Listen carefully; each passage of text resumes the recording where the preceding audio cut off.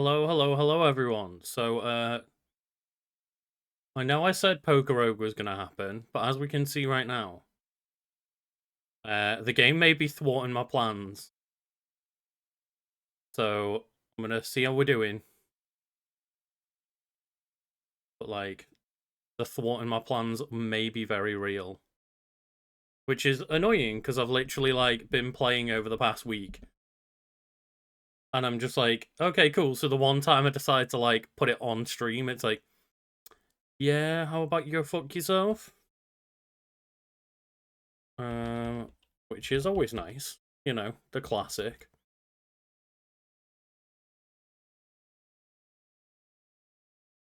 But live now with games.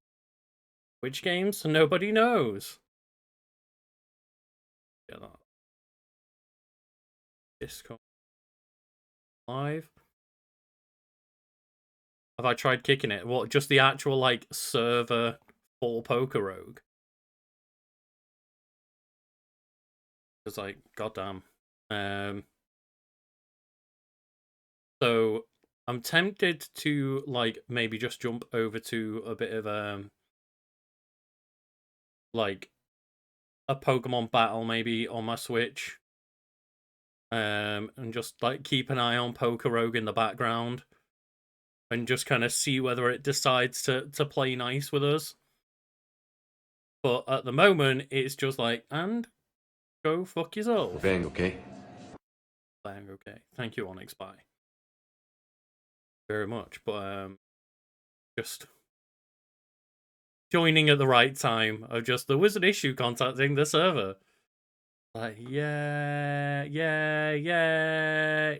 I have literally Bang, okay? holy shit. Ross gifting out community subs as well. Yes, Ross, thank you. Getting that hype train rolling.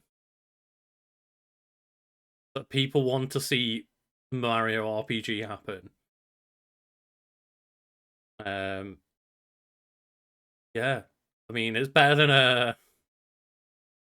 than this right now. But yes, just like god, I might just I mean, oh, your finger is twitching when I try to move. I mean, I presume that's a pretty damn good first sign, considering it's like so close to your initial surgery.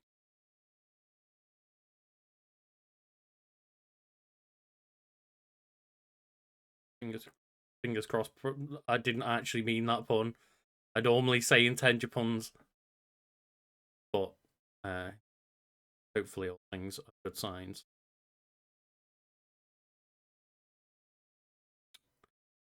Right, yeah. So what I might do is leave Poker Rogue in the background.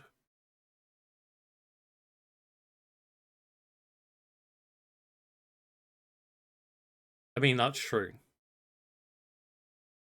Like, I used to really like Mighty Boosh as a teenager, right? And then just going back and watching it, and I'm like, oh, there was a lot of not great things going on here, weren't there? Like, oh no. And now. And what I'll do is I'll just keep Pokerogue on. I've got my Switch plugged.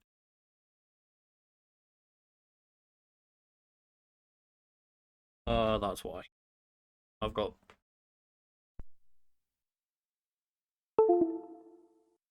my Switch pad was plugged into the PC to be using it for Poker Rogue. Oh, Paper Mario 1000 Year Door's out today or something. No, don't want to click that. I want to click the news. Oh yeah, it's already out now. Excellent. I mean, that's the real question. I know that Pokemon is, a thing that we're doing today, but I could just put a bit Balatro on because I've been playing that, or Balatro, I can't remember how to say it. So it's up to chat. If you'd rather see me play just continue to do the solitaire roguelike, or if we want to just do some some Pokemon Scarlet battles while we keep an eye on the servers. But either way, I'm going to need to just change my whatever game I'm playing on my stream. Yeah. In fighty, I don't really have to have too many things that are fighty.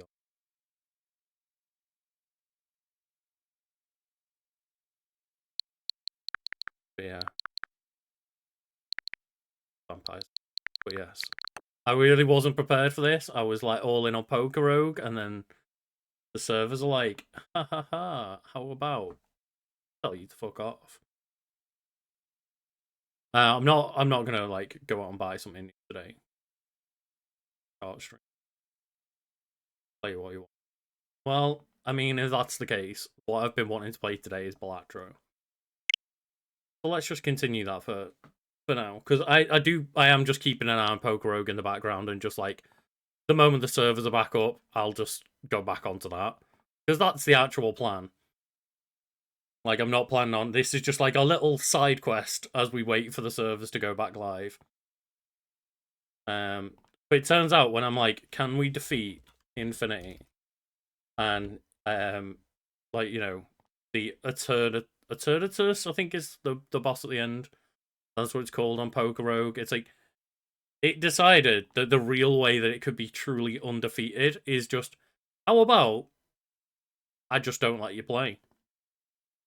Is that you can't win, you can't beat me if I don't let you play the game. It's like fair play. And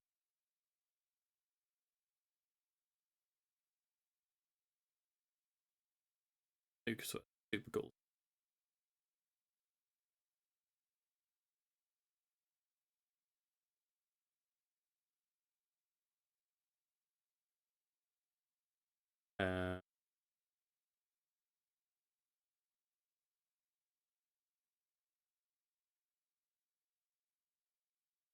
Turn on the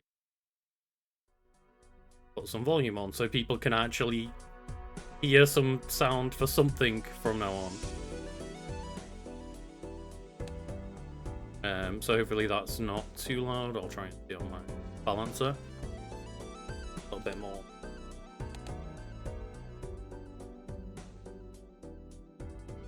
Twitch, you know Twitch. It likes to give notifications when it feels like.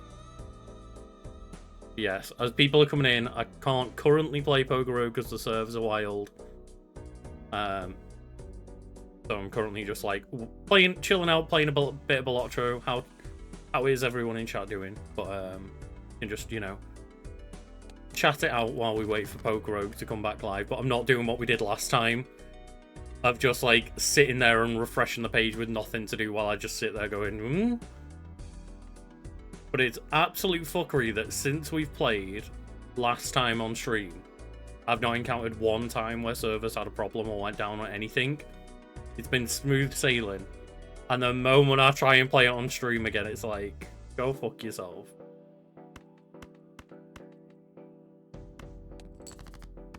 Boulder in some game.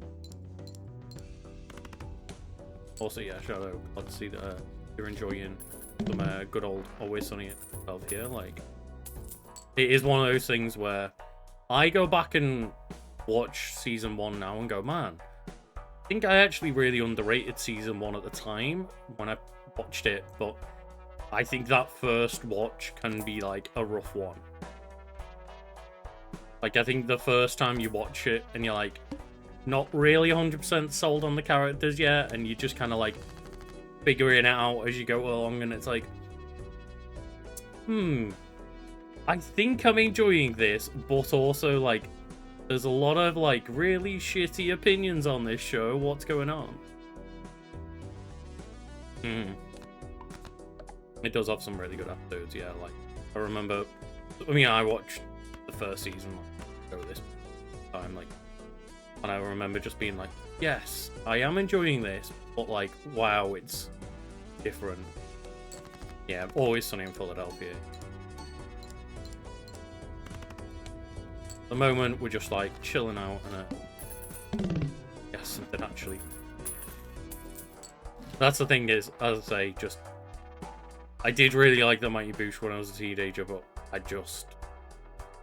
the clips and bits and stuff that I've seen, like, I've not sat down and watched the whole thing, but I did sit down and, like, watch an episode and just was like, oh, I'm not enjoying watching this anymore.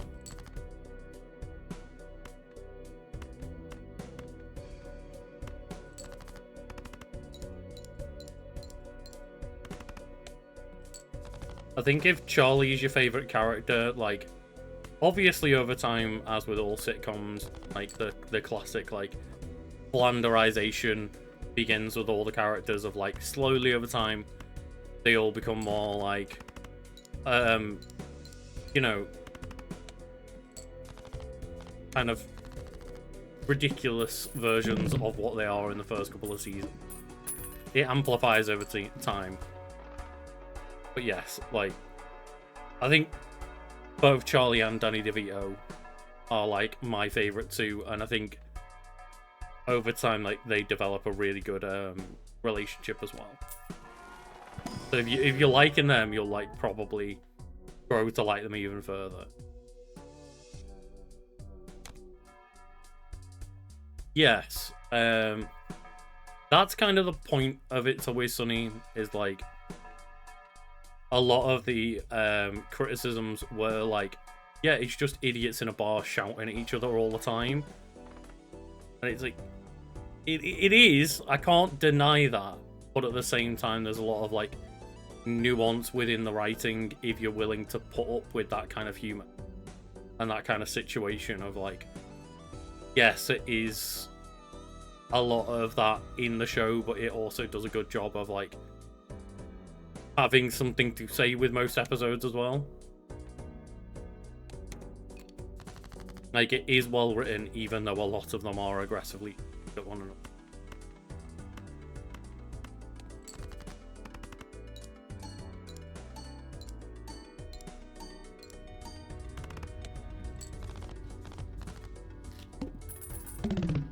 It actually, it does make sense, yeah, but I know that it does definitely have a feel of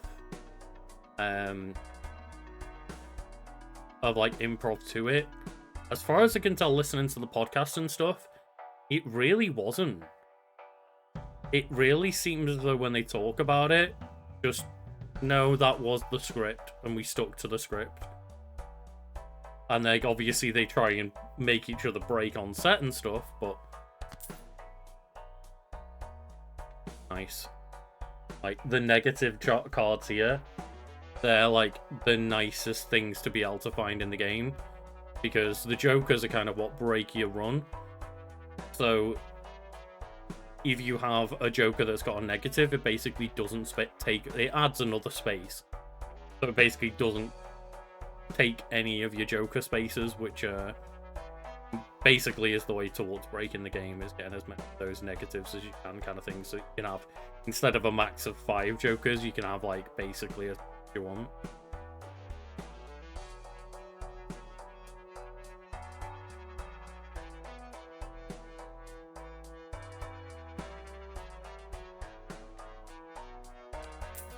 Yeah, I do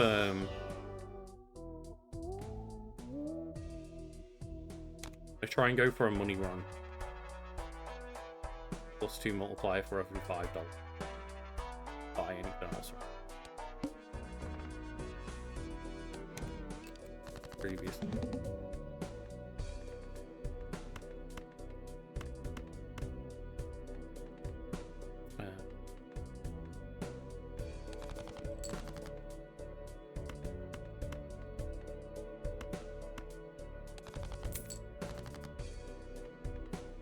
Relatively early on.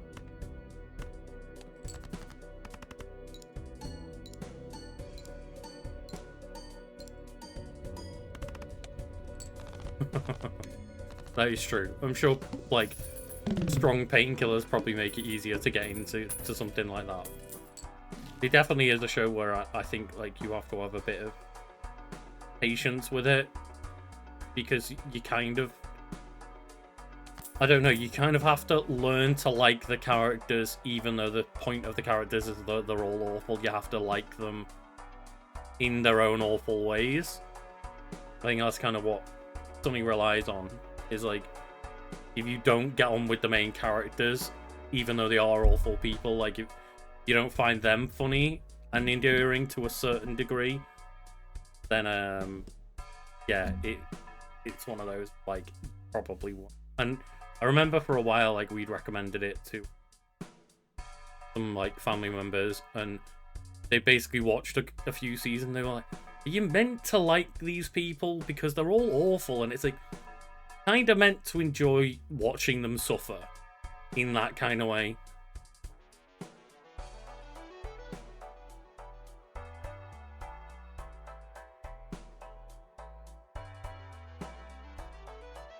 Yeah, it definitely, a lot of people, I think, similar with a lot of shows, you know, the season 1 is just them finding their feet and finding where the characters are, and then obviously as well, season 2 onwards as Danny DeVito, and people like, oh hey, I like Danny DeVito already because he's Danny DeVito, let's give this a bit more time and space.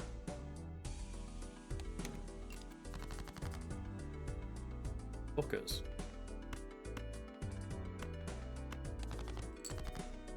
Oh my god. I meant to be trying to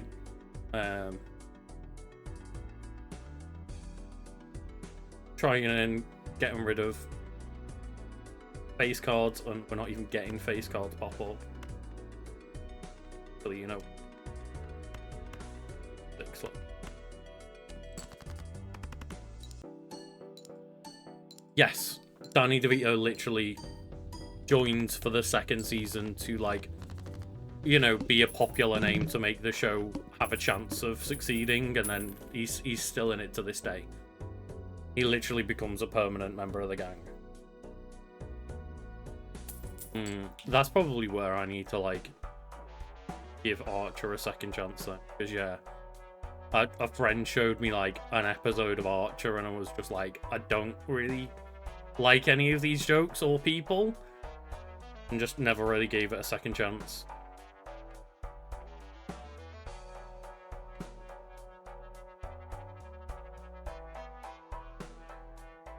I guess for now we can just add these two ones.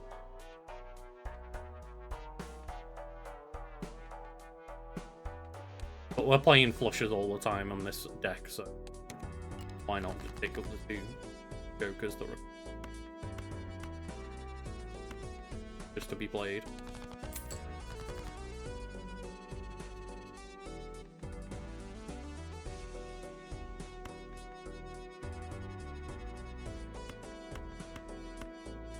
Right now, I'm pretty sure we're both basically just going to be, like, winning off playing a single flush that's made of spades. Yeah, we don't really want.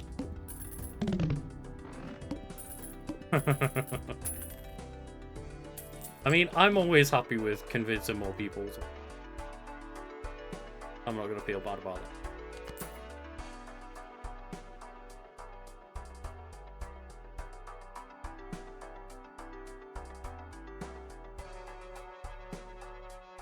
I think, like, that's one thing where, yeah, maybe the more modern sitcom sits with me a bit better, because a lot of the time when you watch something that's a little bit older, like the most, you know, popular ones like Friends or Seinfeld, where, yeah, they're awful people, but the show never wants to acknowledge that they're awful people and give them the comeuppance. Whereas something like It's Always Sunny actively is like, no, these people are awful, let's make sure that they don't do well in life and get their comeuppance.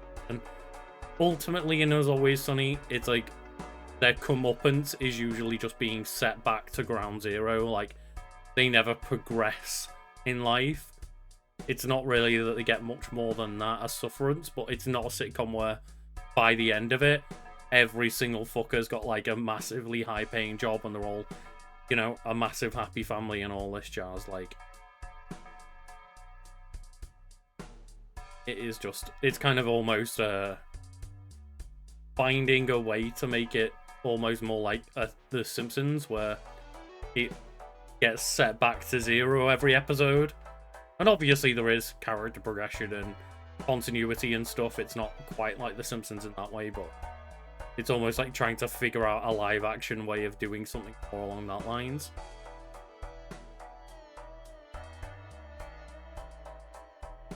Oh yeah, like, I completely understand why this game confuses you. This is why I wanted to just be like, let's treat this as more like a let's chat session while I play some Balatro in the background, rather than me try to, like, constantly explain this game to people. Because ultimately, again, we're just trying to wait for the other roguelike to come back online. Which I'm still refreshing and it's not yet. Press the wrong...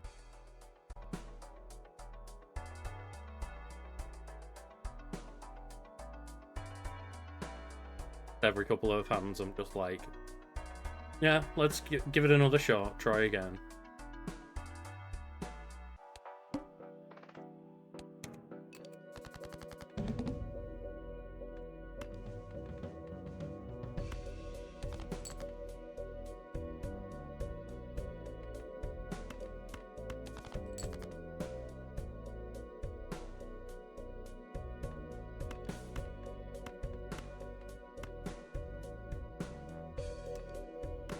Ultimately the annoying thing, right? Like, I don't want to be beating everything straight away, because I'd rather have the chance to get rid of some base cards and earn some money. Not going that way.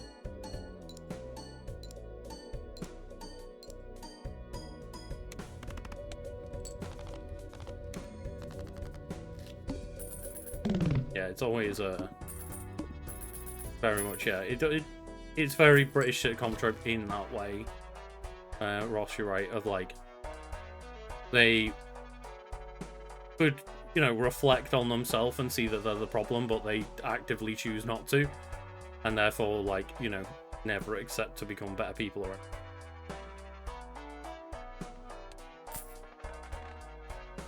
I've never really had much of an opinion on Seinfeld because I've never really watched the show or paid attention to him as a comedian, but just the shit that he's come out recently of like, well, you could never make Seinfeld jokes anymore, and it's like, fucking It's Always Sunny has got 16 seasons. What are you on about? That's way edgier and darker humor than I've ever seen anything of Seinfeld do.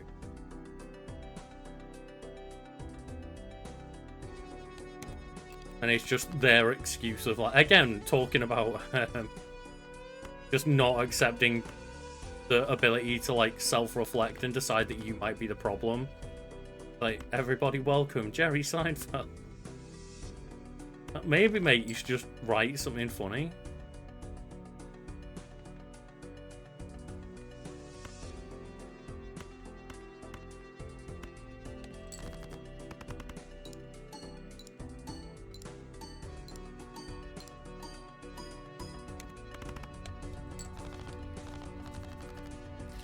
Currently beating me. Not really trying. The best.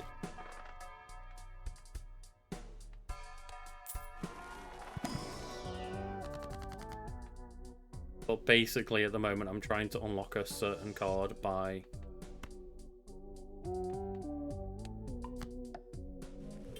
getting $400. So we're just trying to accumulate money at the moment, but I don't really know how to do that overly well in this game.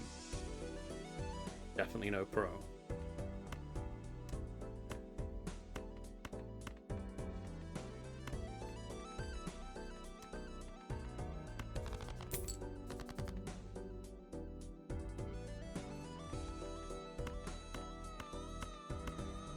Play a bit of a lower floor.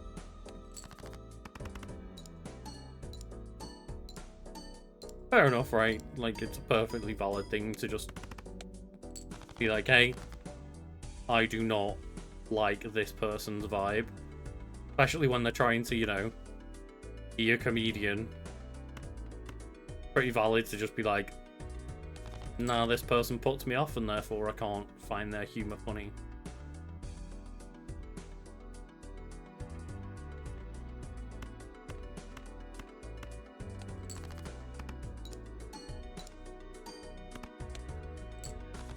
still push threshold.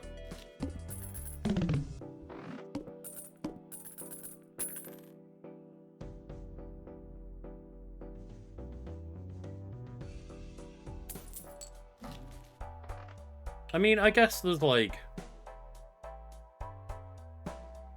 probably different types of not maybe forbidden topics, but in the same way that like they're not forbidden, you've just got to write well.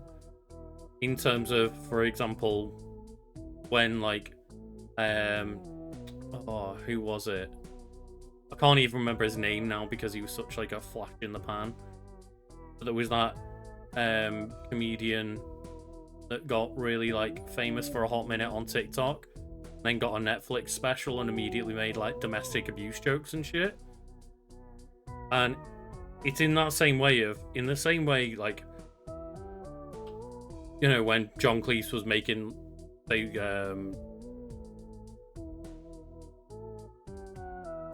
Monty Python, thank God I remember that one. Matt Rife, that was the one, yeah, that dickhead. Where he's like, well, all my fans were females, and I just wanted to bring like men back. Okay, sure. I got cancelled because I didn't like have jokes to tell about men anymore. Okay, sure. But yeah, it's one of those of back in the day with Monty Python making jokes about like homosexuality and stuff. Like, yeah, they were more like difficult subjects to talk about back then, but if they were done well, people would find the jokes humorous still and humor the jokes. And I'm sure like that minefield has now just changed a little bit, where I'm sure there's probably somebody out there that has written a joke around the subject of domestic violence and done it in a smarter, cleverer way where somebody might actually entertain the joke. Whereas that guy just came out and was like, hey man, saw a woman with a black eye, she must be shit at making sandwiches. Same with like the Dave Chappelle shit of just coming out and being like, oh, we don't even know what like gender people are anymore. And it's like, alright, okay, sure. Like, you can tell these kind of jokes, but at least try and be like original and funny and clever about them. Like, maybe you're just mad that you can't tell the same old tired tropey shit anymore.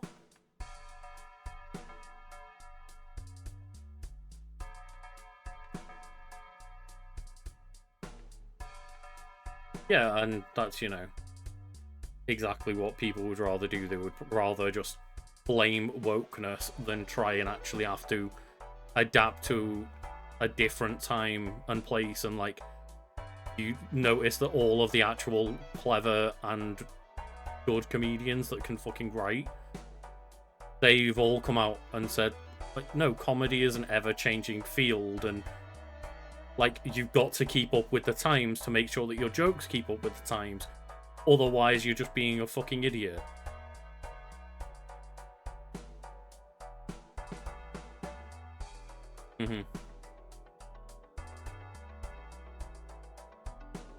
Yeah, I think for the most part, at least the stuff I've gone back and watched of Monty Python, I think you're right in saying that they may not all hold up, but they hold up in the sense of like they still had the right mentality at heart. They still were like,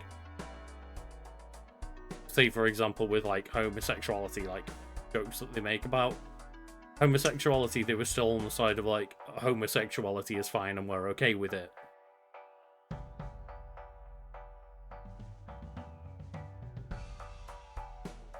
Yeah, it's because woke isn't a definable thing. It's just like a nebulous term that's meant to cover whatever you're mad about at the time.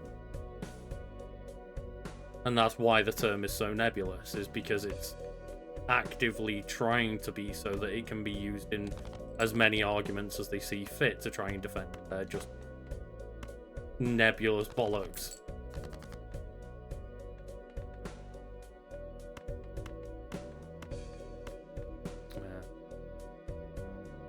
Actually making our life a little bit harder here by Joker. does mean that more cards may appear in the... Not immediately just...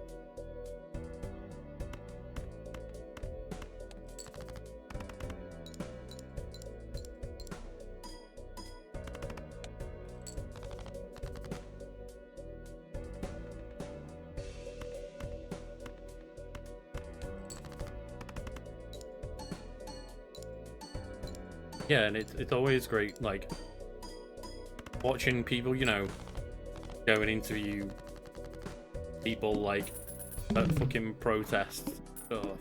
It was like, you know, like MAGA rallies and shit like this, or protests and stuff. You know, not specifically just to the MAGA crowd, but they're included in this. They're just, like, being asked certain questions, like, so what do you think about, like, the woke agenda and stuff, and just seeing them, like, well, you know, it's bad, and it's like, well, why? What are they doing? It's like, I don't know. And, like, the amount of times they'll just have no clue what they're saying, or completely just, like, run themselves around in a circle to the point where half of the time they're just contradicting what they said a minute ago.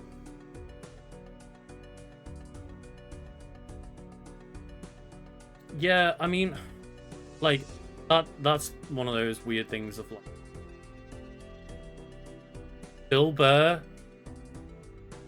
is one of those weird comedians where I'm just like, okay, I think you're clearly clever and well written, but I've always, for some reason in the back of my head, thought that Bill Burr was going to be one of those people where someone turned around and was like, oh yeah, Bill Burr's a massive asshole, but I don't know if that's just, like, the way that he holds himself and talks in conversation, because he's, you know, just quite, like, a stubborn and hard-headed person. I don't know if that's maybe why I'm just getting those associations.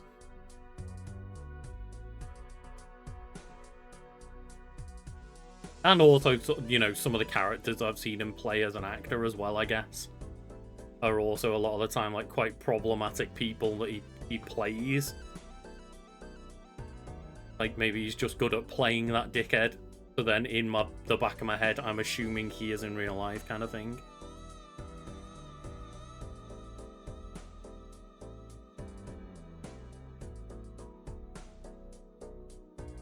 Oh, nice. Always good to see the, like, banks having to fucking pay people, rather than the other way around.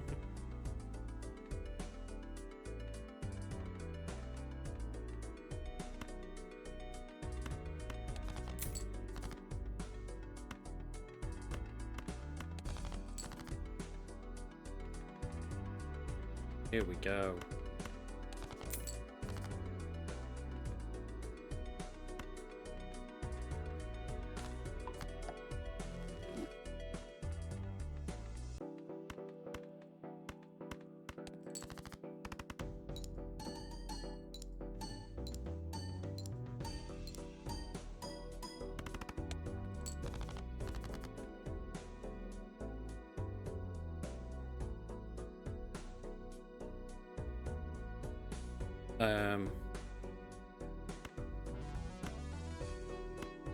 Yeah, I'm not sure which James Acaster set you're referring to, but I have seen the one where he's referring to, like, Ricky Gervais, you know, basically punching down at trans people and stuff. And it's like that set of, like, oh yeah, you know, really needs to, like, be beaten down and shown their place in the world. Like, yeah, the trans community. Yeah, I'm sure they've had it too easy for too long. That's a really good section of his set.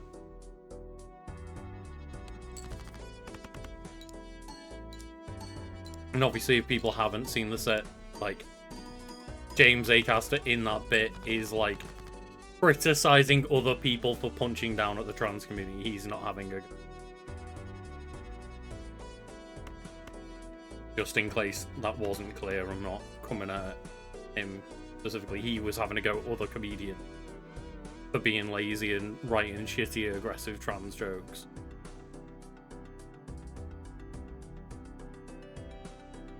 Well, he literally calls out Ricky Gervais at the end of it. He starts with, like, you know, keeping it vague, but making it very obvious that he's talking about Ricky Gervais, and then by the end of the thing, he's just like, fuck it, I'm just gonna say Ricky Gervais.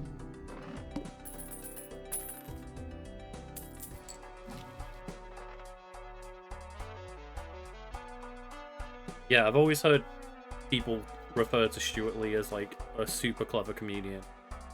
I've never overly watched his stuff, but that's just kind of like I've never really gotten around to watching his stuff kind of thing.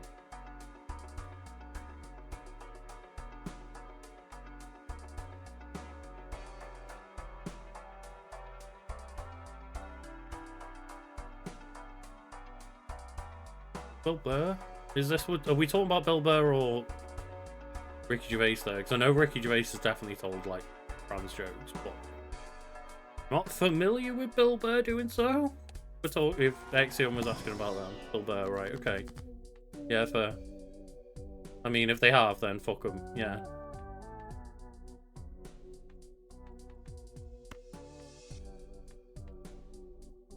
It's always the thing of, like... You know, I can't stand that shit, and if they come out and tell, like, just, you know, any kind of shitty stuff like that of, like, attacking homophobic people. I miss...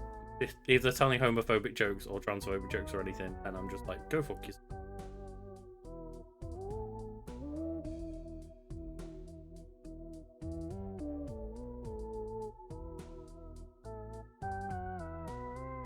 This morning with Richard, not this stuff. I don't know. Yeah, this is the kind of thing is like a lot of the time when I always try and, you know, be a content creator that kind of skates around having like calling anyone good is because there's always just something out there that I'm not aware of on like basically everyone. And I don't want to sit there with most people and be like, yeah man, like this person's great. And I'm just, you know, every time it's like the Milkshake Duck thing, isn't it? Of like, man, everybody loves Milkshake Duck. And then next week it's like, oh, Milkshake Duck is like the worst person on planet Earth. Yeah.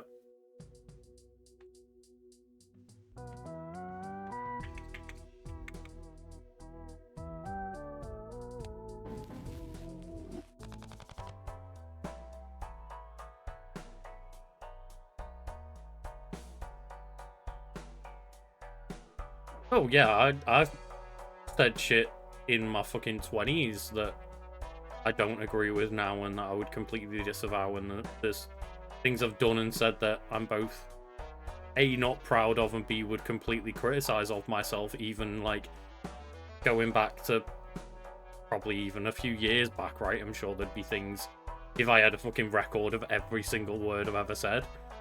Like, the whole point is really that we should just not stop trying to be better.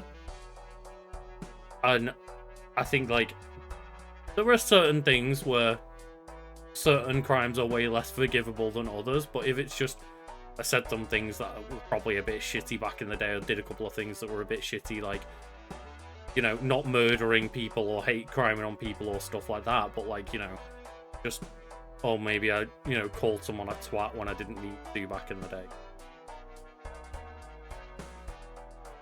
You know, it's one of those things of like, yeah, I think most people that are decent human beings try to always do better and be better.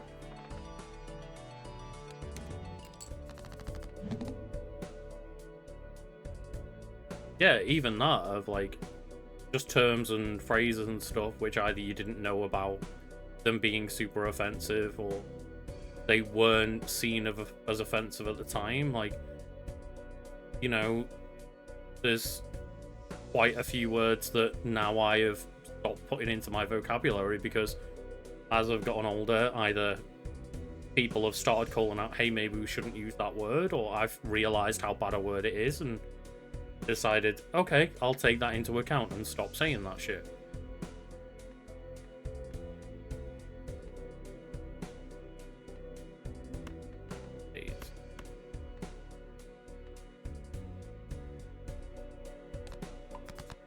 going for a spade run at the furthest.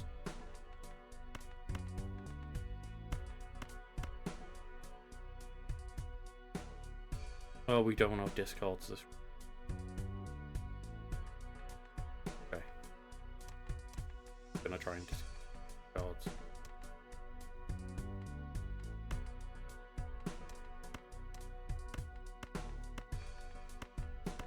Off.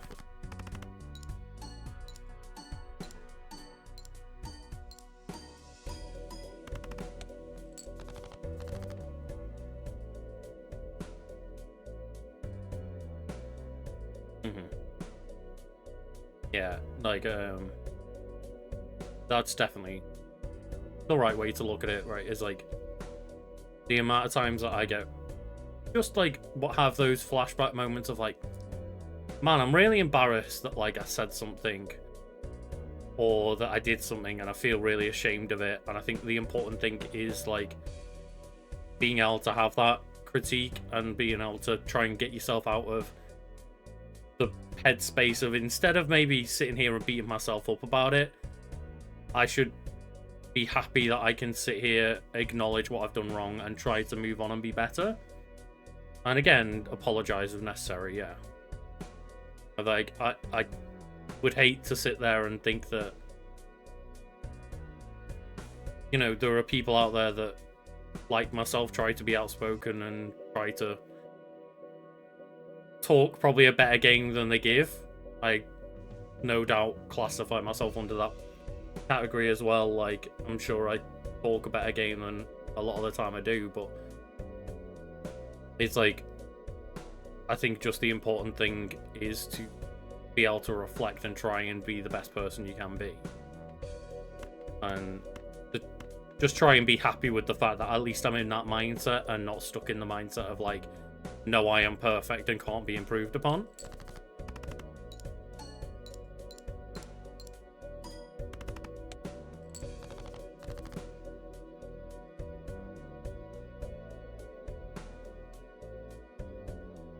Oh yeah, and that kind of shit, like,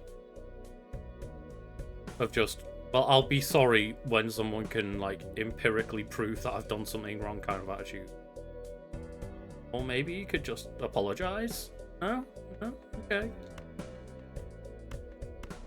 Like, I think one of the worst ones I've heard in, you know, recent times was that whole Drake response of, like, well, Lamar called me a paedophile, and my defense is, if I was a paedophile, I'd be in jail. It's like, oh, that's not a good defense, man. Like, Jesus Christ, that's all you've got to say? Is like, you're not gonna try and, like, actually defend yourself, or say that you're not, or anything? It just, well, if it was, I'd be in jail. It's like, dude, that's beyond a bad look.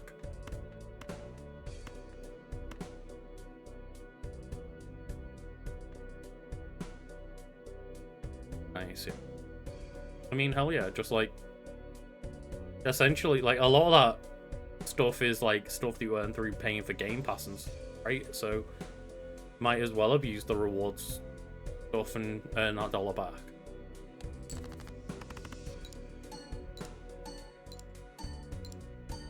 So on my last hand, I should get times anyway.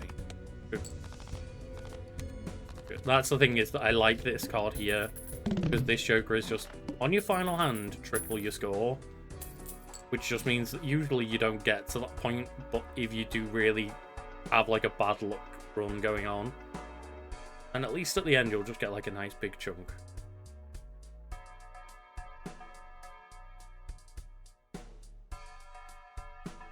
Oh yes, exactly. Yeah, definitely don't incriminate yourself in any way with that kind of shit.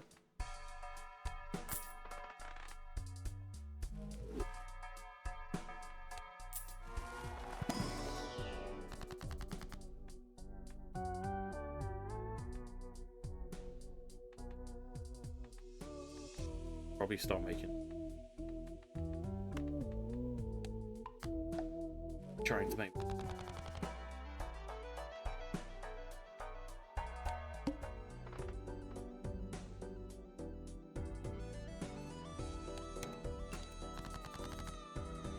Order in white seems interesting.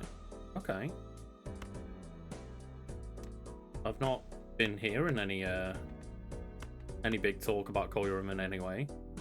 I mean, like, obviously that's the beauty of there being so many Pokemon, is that a lot of the time some just like fly under the radar a little bit, but yeah.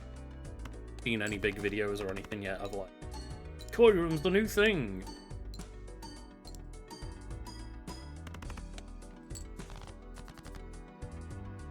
+2 for every $5 that we have. That's what? That's +4 for every 10 that we have, so we should be earning 40.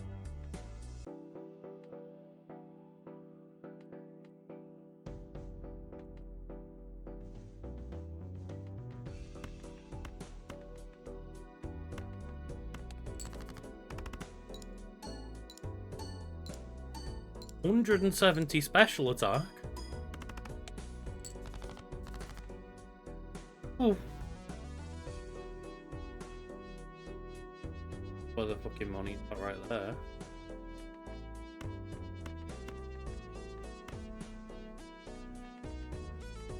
Big God. Cheers.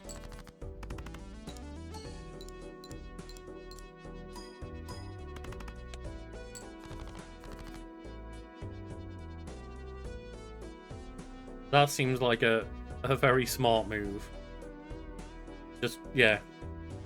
Tell your probation officer that, like, yeah, man, just picking up some drugs, give us a sec. Seems like a very clever thing to do.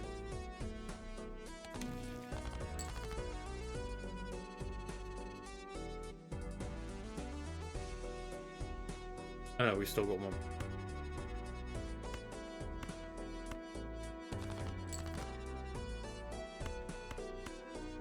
We would get the 3 face cards now. On Discard. Good.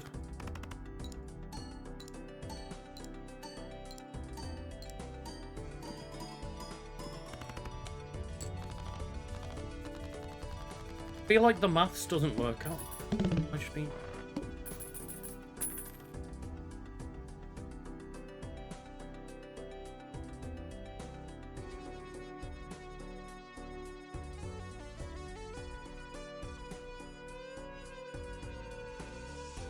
No, it does, yeah, that does work out right. 26 divided by 5. Divided by 2. Yeah, for some reason that PokeRogue knows that, like, Thursdays at my streaming time I, like, went to fuck up the servers.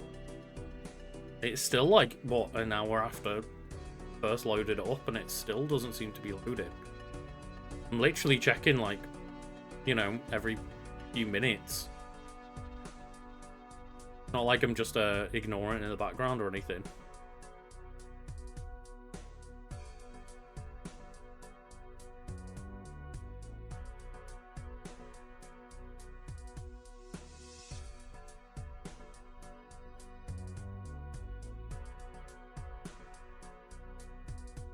Oh, shit.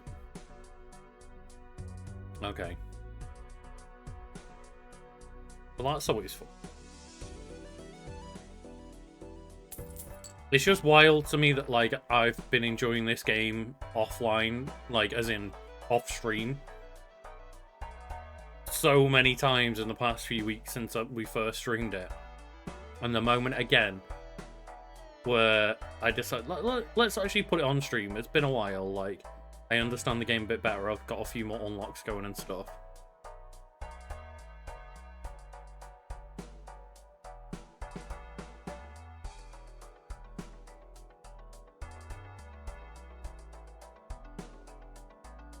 Oh, no. Get the proper pussy. Like, that's always a good thing to hear, isn't it? Like, guess what? I get to babysit tomorrow, but it's not, like, the wrong type of babysit.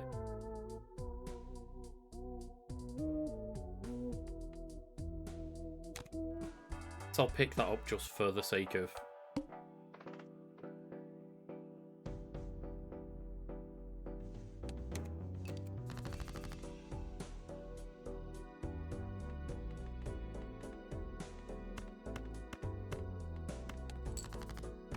So I guess at this point, I say we're having bad luck with the drops and stuff, like, we'll also find that it's that combo of, like, it's a bit rough as well because I'm trying to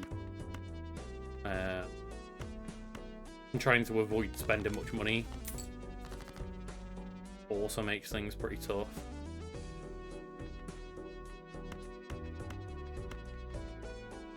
I mean, it's one of those, I'm making it harder on myself to try and unlock one specific card.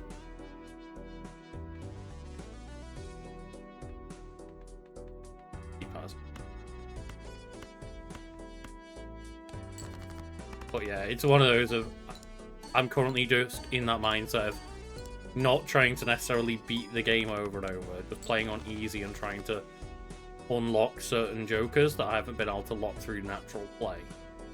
So it's just one of those things, like, where you have to do a run where it's like, specifically all I'm trying to do is do a run where I build up a lot of money to unlock an extra card. And just doing those of, like, not playing the game as properly, quote-unquote, as I should, but instead just trying to hit this one specific objective.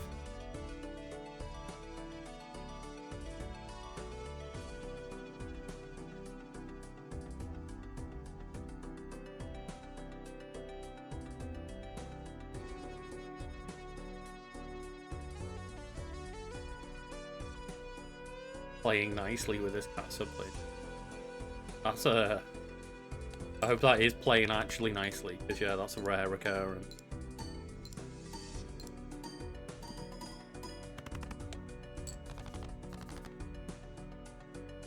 Yeah, we were very ambitious back in the day of being like, yeah, you know, when we first get Cade, hopefully we'll be able to get cats eventually. But I can't make that.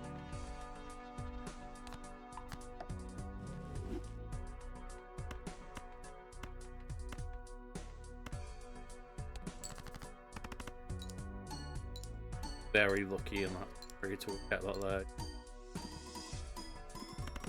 The backup, just in case.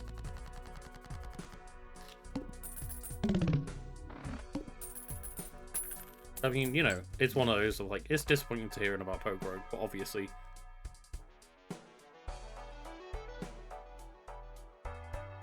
Yeah, I think it's that combination as well of like, not only is it a DDoS attack, it's that I think there are still people developing it, but the main developer quit because they're an awful cunt and like deserve no, you know, credibility whatsoever. And obviously they weren't ever making any money off the game or anything, but I'm glad that they were able to just get like fucked off out of the community as quickly as possible. But yeah, it's one of those of, yeah, the main developer's not even there anymore to help with a DDoS attack, so I don't know how many people are even working on the game to get the game back up and running anymore and stuff. It could have been, and that's the problem, right, is like, if I'd committed to a Mystery Dungeon stream, I would have been able to get everything settled beforehand and figured out, like, emulator-wise and stuff, but because it was so much like, well, all we need to do is just get Pokerogue up on the browser and I'll be sorted. Like, I didn't have any of this, like, prepared or anything. But what I might do is, after this run on Balatro, I might just, I don't know, I might just crack out something on... Actually, I've not got that wiring.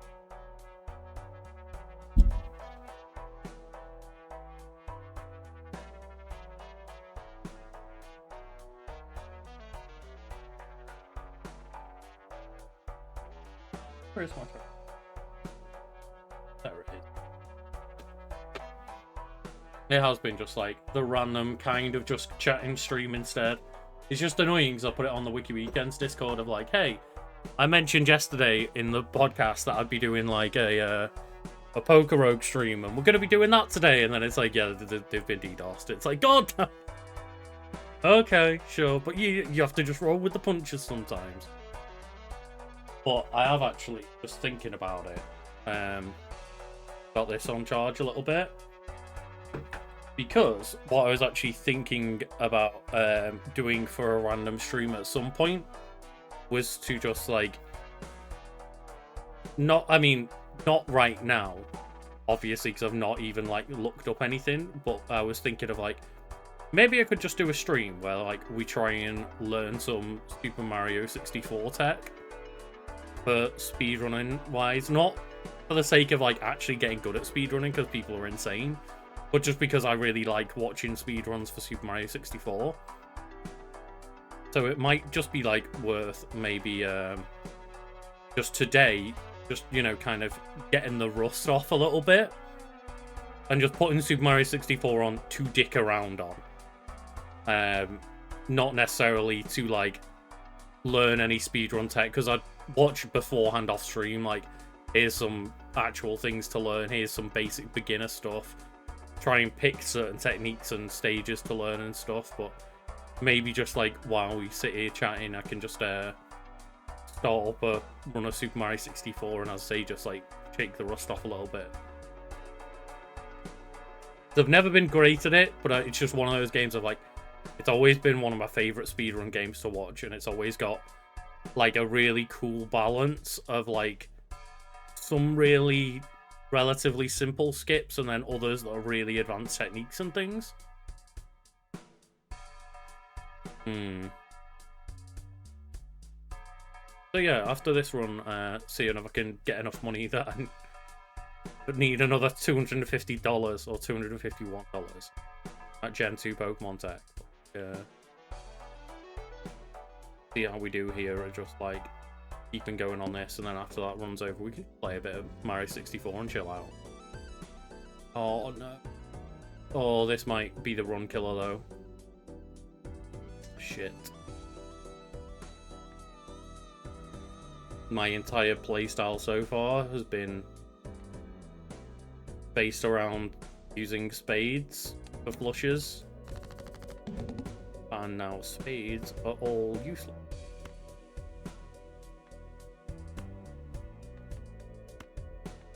I actually save that king.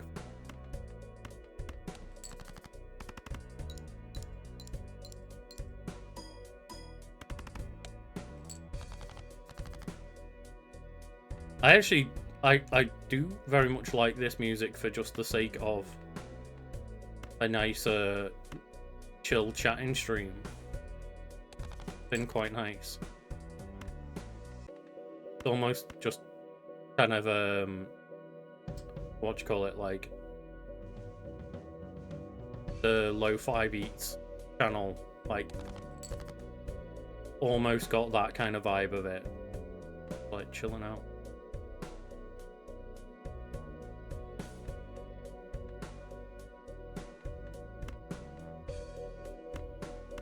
If we play this flip,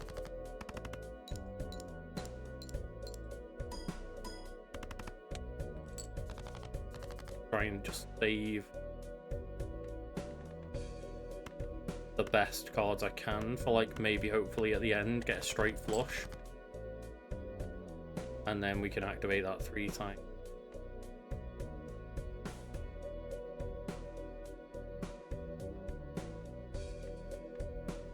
So we're gonna have to kind of just waste a hand here and hope for the best.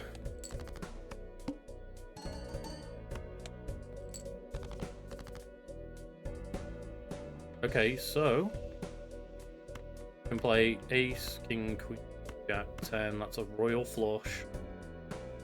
We can play Royal Flush with a 1.5 times deal card boost. 3 times boost, bit of multiplier boost. Don't think this will be enough, but this is the best chance I've got if I can't use spade cards.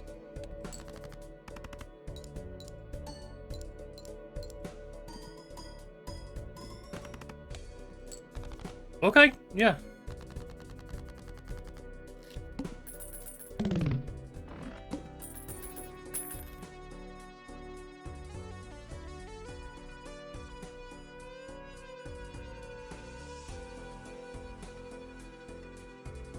mean, I like watching, for example, like TAS runs, where like, you know, people have just used a tool-assisted speedrun, which is what TAS stands for, like, where it's here's how good we could potentially be at the game. And like, for example, I think people have gotten to the point where they're like within like a second of the tool-assisted speedrun on like Super Mario Bros, for example. So like they've basically gotten to the point where they're like only, I think it's literally within frames of like as perfect as a computer could play this game. People have gotten that good early.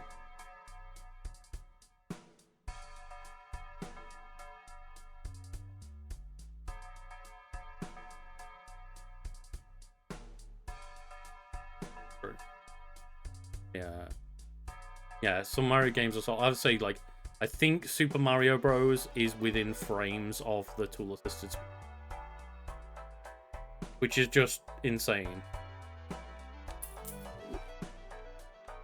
Like to the point where like, you know, a computer can do it frame perfect every input. And the fact that there is people that are that like well practiced at the game that they are nearly at that level is ridiculous. I admire the achievement.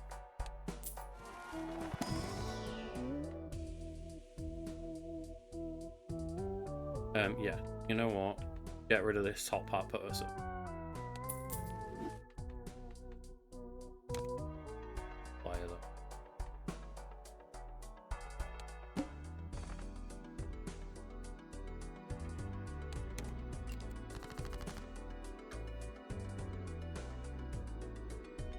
I've just got to remember that Queen's a club card and not a fade card. So let's see if we just play now like a bit of a shitty floor.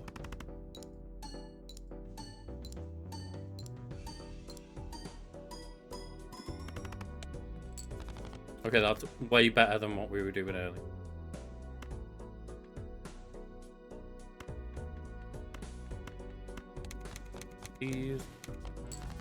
Yeah, this card doesn't do very well for us, considering that we want to be discarding face cards for money. They kind of play against one another. Because that ×2 multiplier goes down by 0.01% every time we discard a card.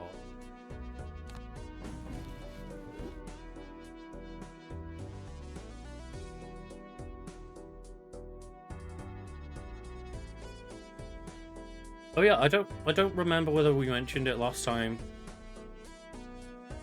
But what was honor mode again in Baldur's Gate 3? I think you mentioned it last time and I can't remember whether I read that chat or not. But I presume it's just like some kind of like higher difficulty mode. I was curious of like, or is it something more complex where you like have to play honorably or some shit?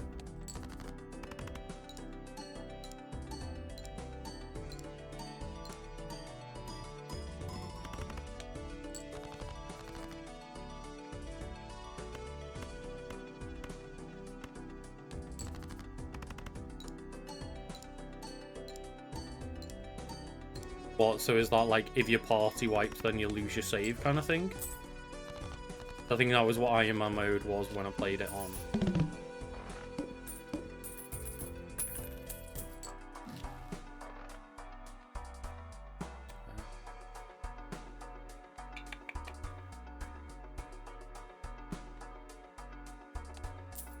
Need some jokers.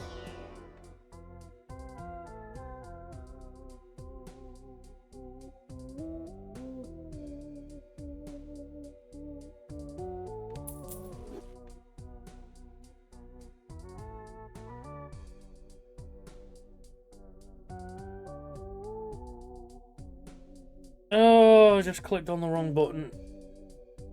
I mispressed. I meant to get rid of this one. And I got rid of potentially our most useful Joker. So I guess I am getting that now.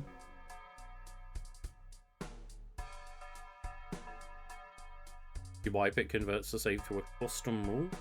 Is there like a specific set of custom rule? Is it just like a fuck you mode? The joke was on me, indeed. I think that might be us well and truly cooked and fucked right now. Especially with the fact that this is our probably most useful card, and we have to get any use out of that one. We have to do a load of discards, which makes that card worse.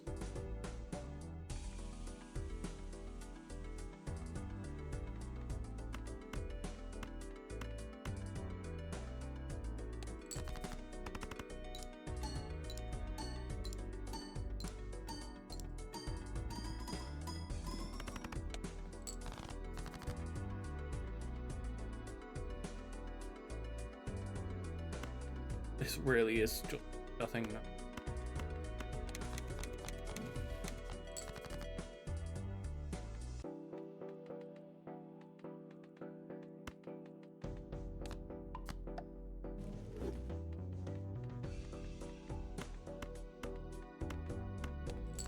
Happened.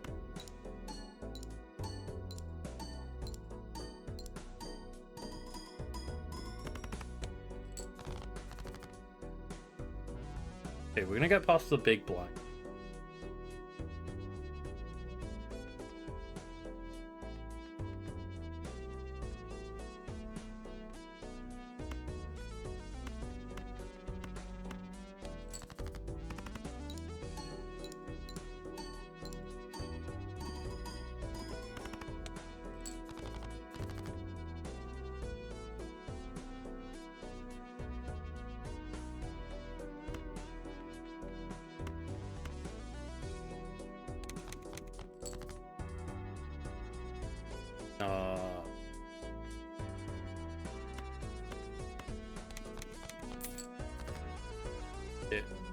I'm just gonna try and commit to earn as much money as I can now.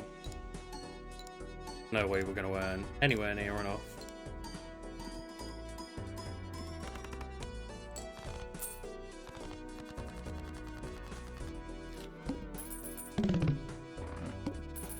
That is true.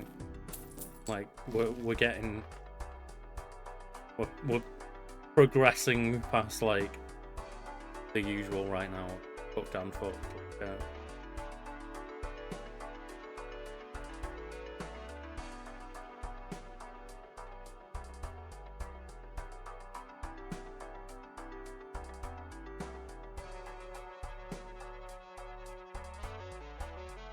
No, obviously that means I got rid of Jared Leto, right? If I got rid of the best Joker, that means we got rid of Leto. Clearly.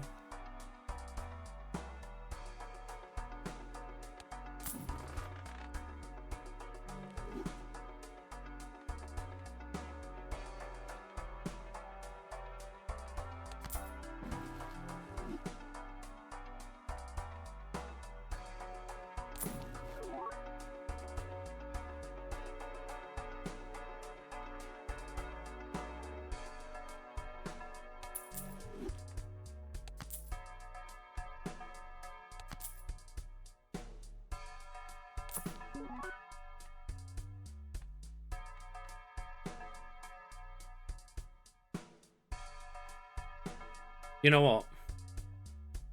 I think I'm just gonna call it there for this run.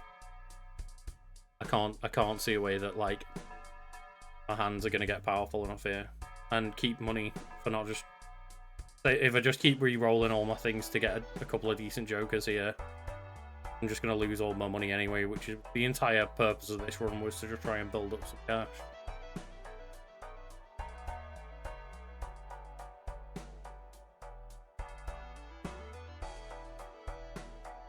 Oh, hello.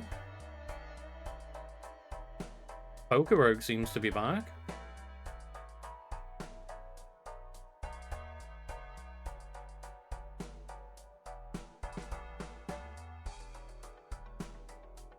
See?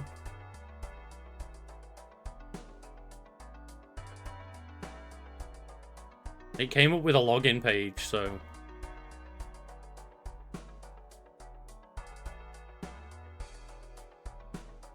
Just further than I've got.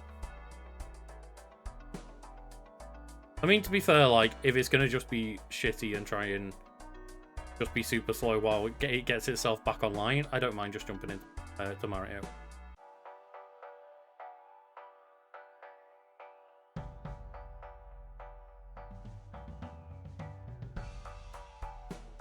Give it one last. I do feel bad that, like, I literally even said, like, on a podcast or yesterday, like, I'll be doing this game specifically, and now I can't, but...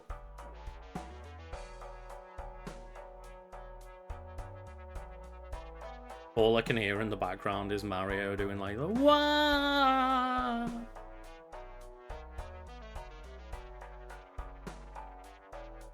Yeah, it's not loading in a minute.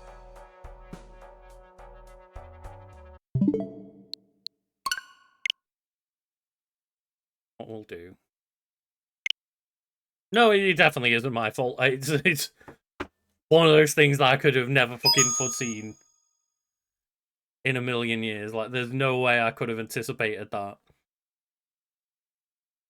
I can't even be mad at myself there.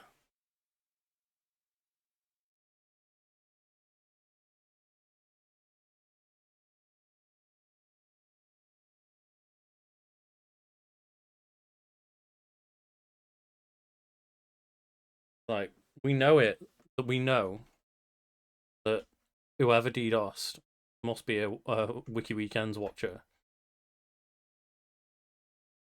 And I'm gonna not play the PAL version. I presume most runners still use the Japanese version, but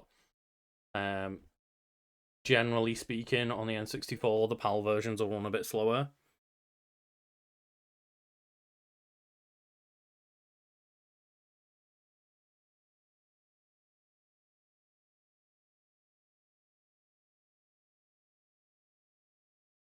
The good old 912.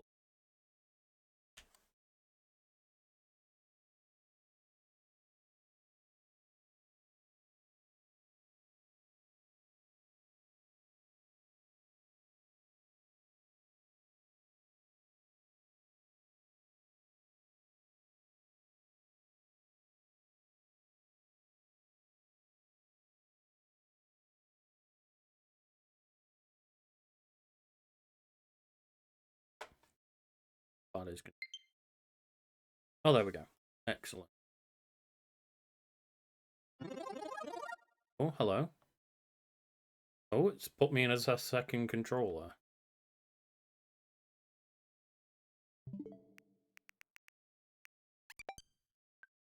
Oh yeah, of course, my Pro controller.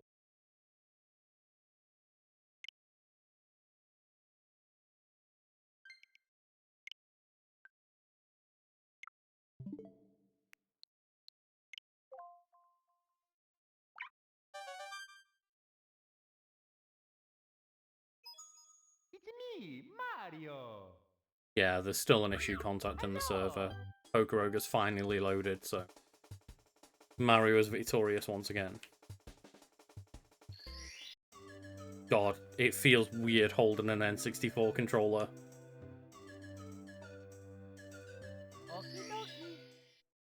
And for anyone that's like, oh my god, how could you not have played Mario 64? Just to clarify, you know, I do use my N64 thing. I've played 95 hours or more of my N64 online. So I do actually, you know, utilize this service. Because so many people are like, oh man, people complain online about, like, not getting their favorite game added to, like, N64 online or, like, the Game Boy Advance online or something like that, but no one ever uses them anyway. Like, well, I fucking do.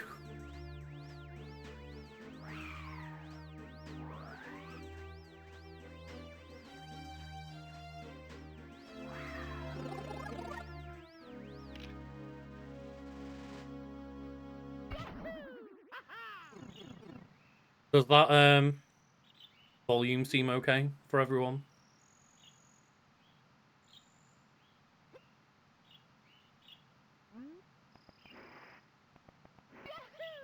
Oh god, I've just realised I'm going to be doing Mario 64 inputs with like the admittedly very small delay, but still a delay from the Elgato.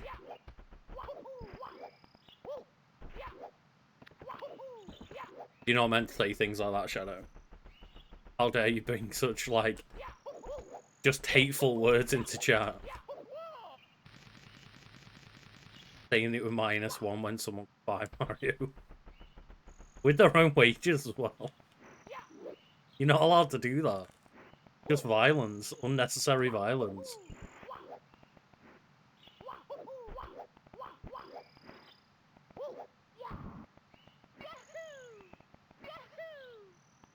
I wonder if... I can't even remember the buttons for the game yet. Let alone...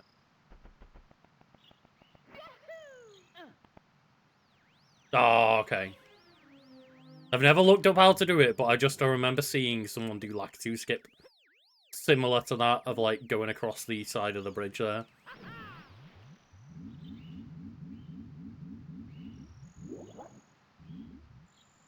Very strange. It's been a while since I played Super Mario 64, let alone like N64 Super Mario 64. I remember maybe a few years ago trying to be like, what does Super Mario 64 DS play like if you play that on the 3DS where you got like the circle pad on it?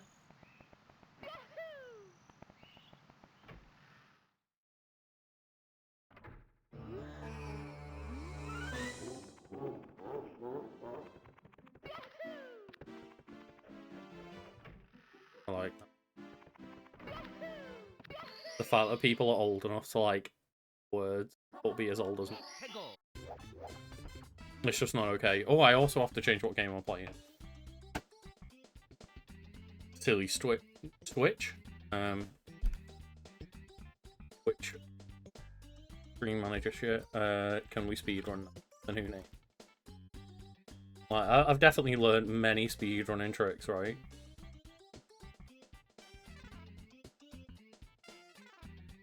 We've all seen that. These last few minutes I've been learning all of the tricks of the trade.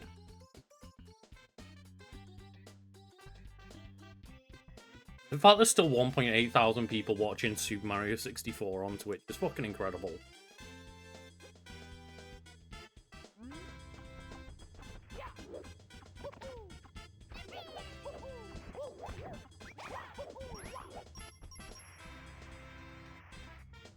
I think Channel 4's always been pretty good in terms of the, like, kind of more investigative side of it. Like, a lot of the admittedly older, like, documentary-style stuff and things that they used to do. And they also just, you know, had some shows that were more interesting concepts in terms of the reality stuff. Like, you know, as much as I look back on it in fucking horror nowadays, like, I always found it fascinating to watch stuff like Super Size versus Super Skinny. Like, you look back at it now and it's like, oh my god, like, the way that they, like, presented these shows was fucking horrifying. In terms of they're just like, hey, you're a fat piece of shit all the time, like, it's not great. But yeah, Channel 4 was kind of like, I remember growing up and Channel 4 being the good channel. Then people decided it was good for basically reality shows.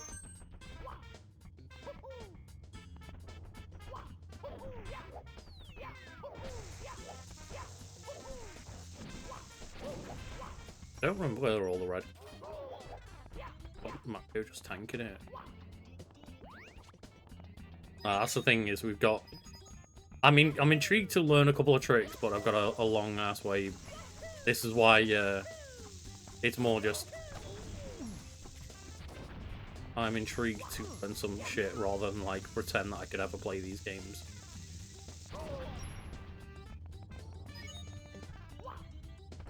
Because I'd rather put my time into like actually learning more of a speedrun for RE4 and RE2 and getting better at them.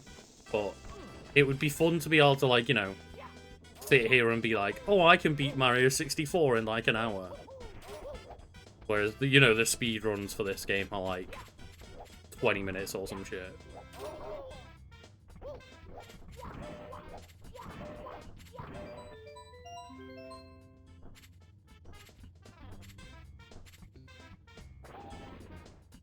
Like, because that's the thing, is this is a good speedrun game, but the reason why I always stick to something like Resident Evil is because it's way less reliant on you hitting like actual complex technical hits all the time, whereas, like, you know, it's mostly just learning routing and stuff. Yeah, this game has been like, this game has been speedrun. Like, the amount of time save in this game must be almost nil at this point available. Yeah, I definitely a vibe with the idea of like, no fucker wants to run the game that I'm running, so I'm gonna go for that one. Of like, barely anyone speedruns RE2. That's way more achievable a goal to get good at.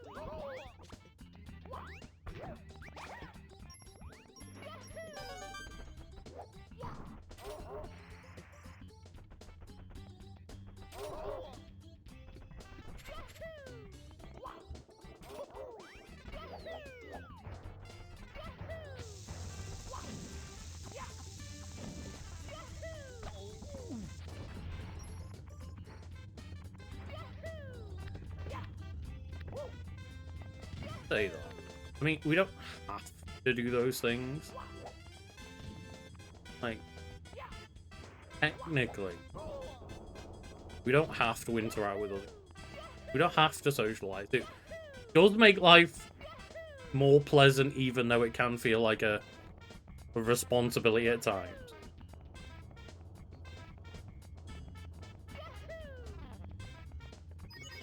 Is it that place that you can jump in and walk?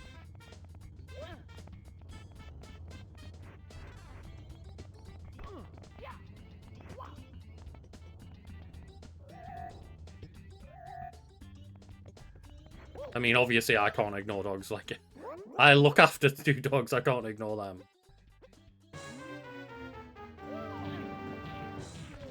Oh, well, Mario's going for a ride.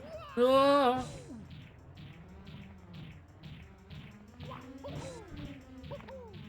Oh, shit.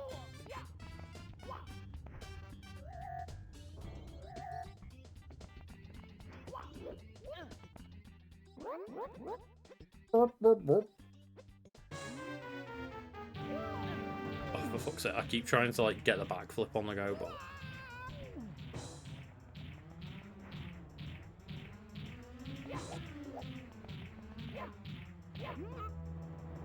I can't remember, do you throw him off the edge, or does then he complain that that's not fair? You must fight with honor. It is against the royal rules to throw the king out of the ring. I thought so. He's like a fucking person on Xbox Live when you're playing for honor, and they're like, why did you push me off a cliff? You're not allowed to win that way. He's like, well, I won, didn't I?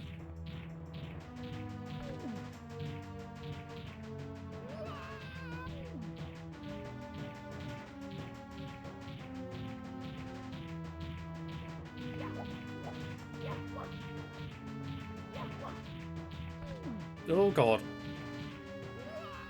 Oh, yeah, oh, fight with honor. Fucking throws me off a cliff anyway. Uphill. How dare you throw me off the cliff? You must fight with honor. Throws me off immediately.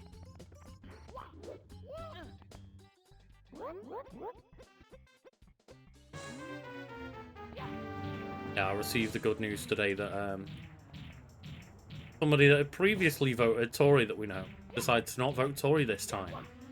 Like, oh no. Why not? Oh, they're voting Reform instead. Oh, great, great, great, great, great. That's definitely going to make things better. I like, though, that they decided to, you know, encourage Independence Day to be, like, moved over to the UK as well. Of like, on July 4th, we will also gain independence from the fucking Tory. I mean, that's what it's all about, right? Gaining independence from the British.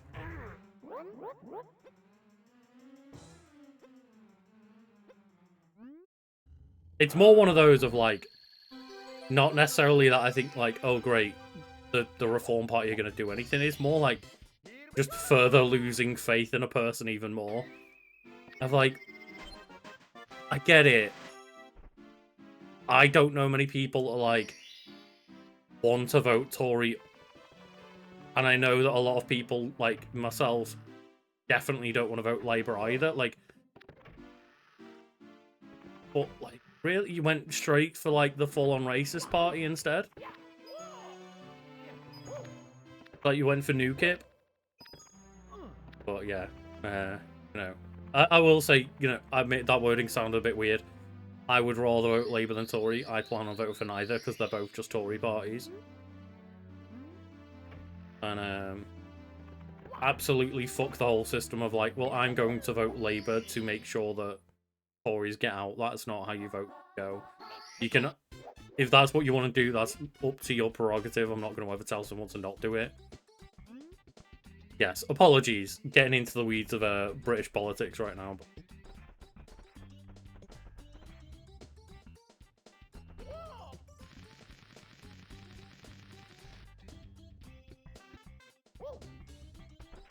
Yeah, I unfortunately have lived through the idealism of let's all vote Labour and get the Tories out last time, and it didn't fucking work. And I felt really fucking awful for not voting for the party I wanted to vote for, which for the last, you know, couple of times has been Green Party.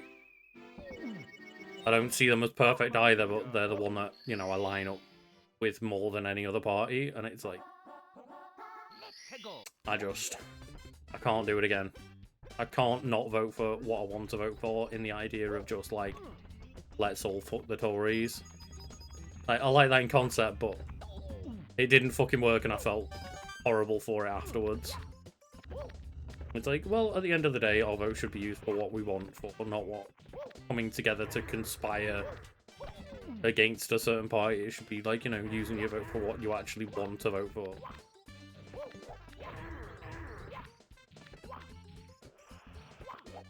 Oh dear. Yeah, I don't remember which one's elephant and which donkey, but the closest thing you can think of is like the two closest equivalents that, you know, America and the UK have are like the two leading parties over here. Like the Tories are the right-wing party that are the most voted for, so they're more like the Republicans, and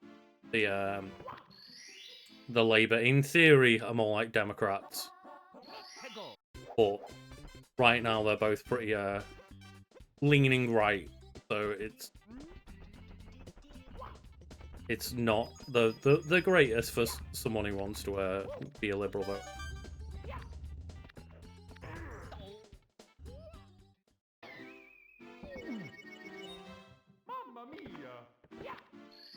Yeah, it's a shit show on both sides of the ocean, I guess, right now.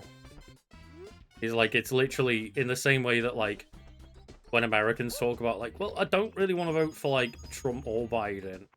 For a lot of people over here, it's like, well, don't really want to vote for Sunak or Starmer either. So, like, yeah.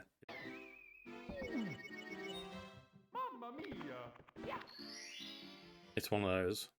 Of just, yeah, very much the same situation of just a lot of people don't want to vote for either of the two main parties of them. At least the leaders of the main parties.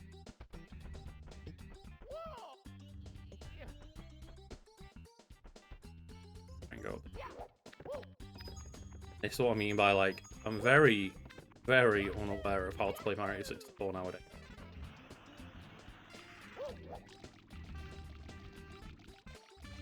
I mean, I think, again, it's like that argument of, like, the thing was always, like, the people I know is, like, Corbyn's probably, like, you know, gonna do X and Y wrong. It's like, okay, yeah, sure, but I have more faith in what he was doing and saying than, like, fucking what other people did. So, like, no party or leader is gonna be perfect, but at least I align with him more than others.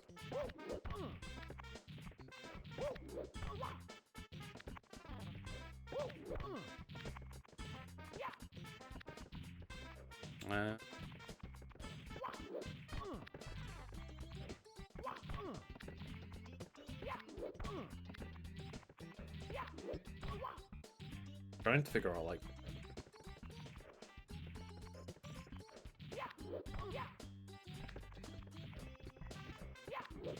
I know there's that one there that you can... Getting better, getting closer. Ooh, we are getting there.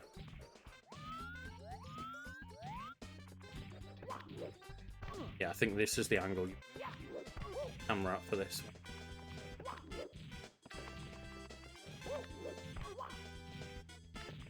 And hit that right. Climb up there.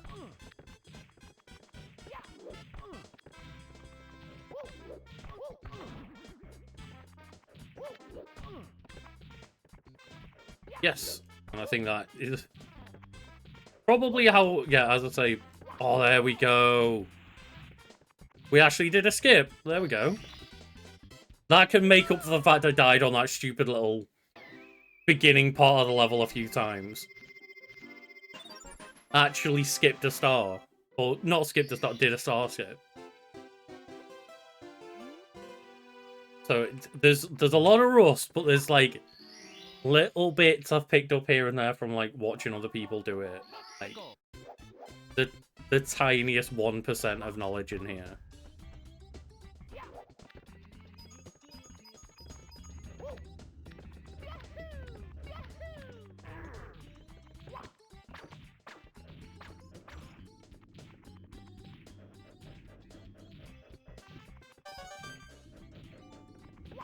Oh, for fuck's sake, no!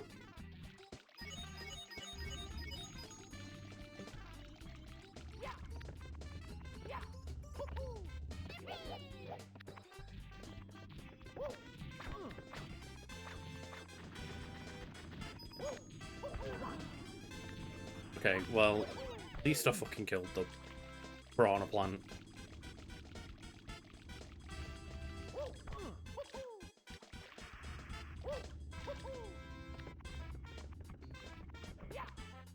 Oh my god. Come on. Get your momentum, Mario. There we go. Oh, we didn't kill that piranha plant.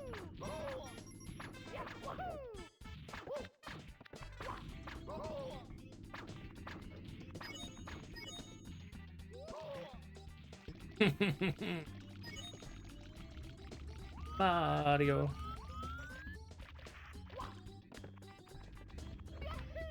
Why it was played as Luigi. Oh, oh god, no, no, no! It is fucking hilarious that I can't get up the basic parts, but I can do a fucking star skip. My priorities are in the complete wrong place.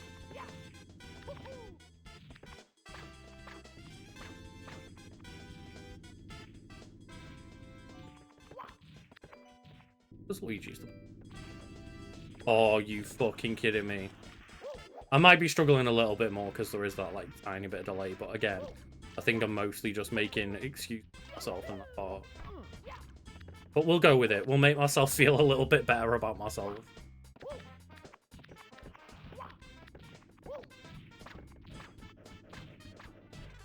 It is true. Oh, peppermint. Oh my fucking god. Oh my god! Mamma mia!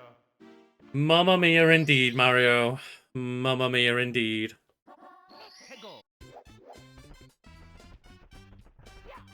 Absolutely get got and get shot.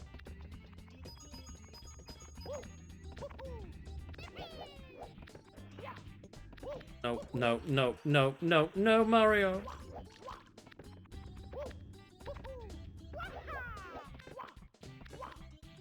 Yeah, I'm confused as why you say that Luigi would be peppermint. I never really associated the colour green with peppermint, I don't. True. Because it was so... Luigi is definitively the better brother. The fuck's... Oh my word.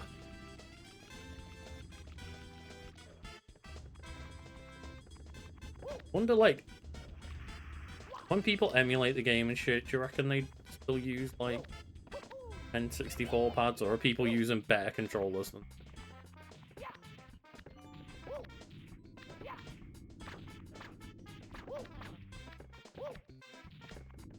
I have a lot of nostalgia for the N64 controller. But man, like, this analog stick feels rough. Like, I'm using a Switch one, so, like, it is a brand new-ish stick. It's not as if it's 20 years old or anything. It's barely used.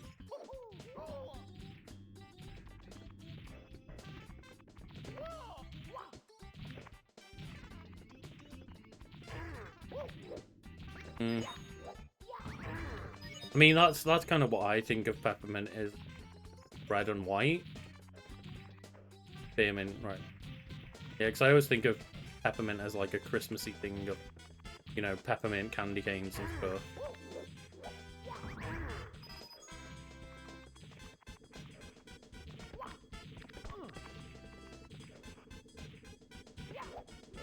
I guess that depends on, like, who you ask. Because that's kind of like, with the crisp flavorings of, like, asking somebody what salt and vinegar, what color is salt and vinegar.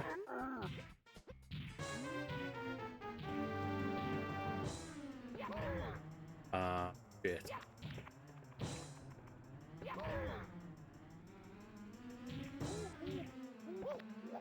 There we go. Figured out the time in third time. Nice. There it is. So yeah, another little speedrunning trick there, I guess, is like you jump up and start going into the ground pound animation as he slams, and if you're mid ground pound while he slams, he just slams through you, doesn't hurt you, and then you get the slam, the ground pound.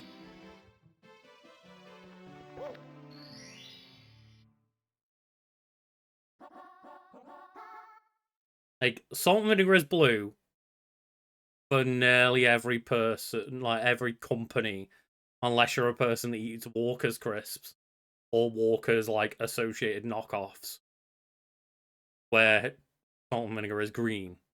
I always think salt and vinegar is blue. I'm always, like, a salt and vinegar is blue person. But then, for people who eat Walker's or Lay's, salt and vinegar is then green. It's just a... Yeah. Just one of those things of, like, specifically Walker's always had green salt and vinegar, so you can always figure out what crisp people preferred as a kid, or what their parents bought and preferred, I guess.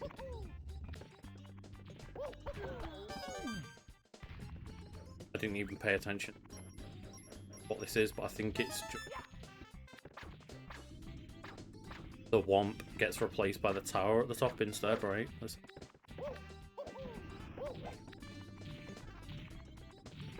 I mean, they did, like, ketchup and shit that was,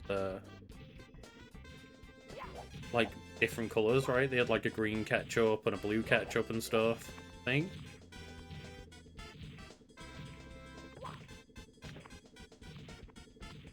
Yeah, I mean, like, in America, salt and vinegar isn't much of a flavour, right?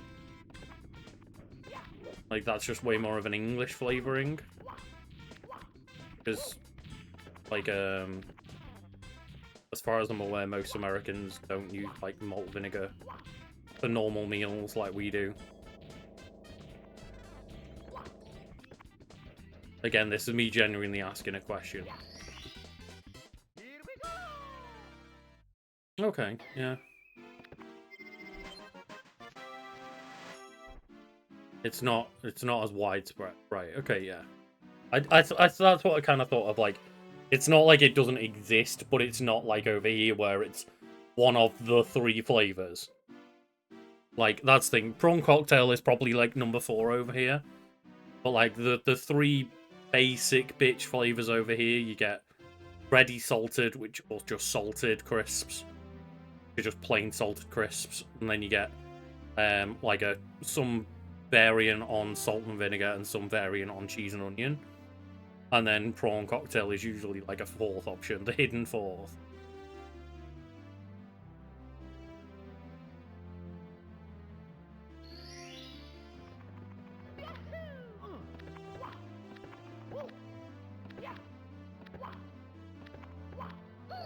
Yeah, it's weird because like I grew up obviously over here, prawn cocktail, very popular normal flavor. But like if prawn cocktail didn't exist, I would be like, why the fuck is prawn cocktail? Like, prawn cocktail is going to be like one of your main choices of flavoring of all things. Like, prawn cocktails. Like, it is a weird flavor when you actually sit down and think about it.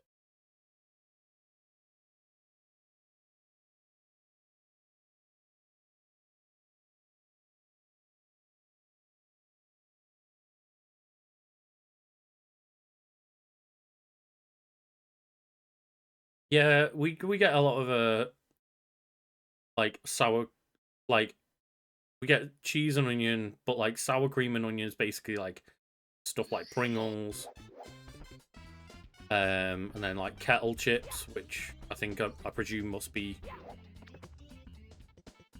kettle chips more of an American brand because they use the word chips. Sure. Ketchup chips are a thing, yeah.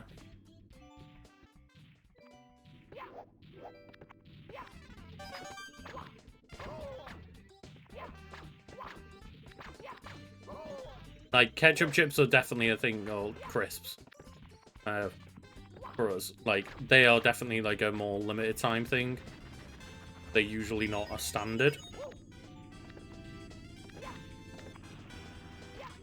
Holy shit, the momentum! Mamma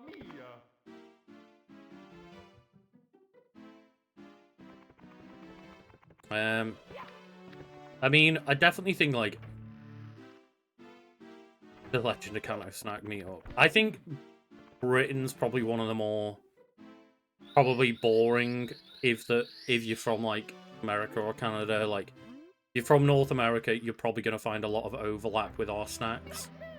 There's obviously a bunch that you won't have over there, but a lot of the time, like, I don't think cream eggs, for example, cream eggs used to be like not a thing in America like quite a while ago in North America, but then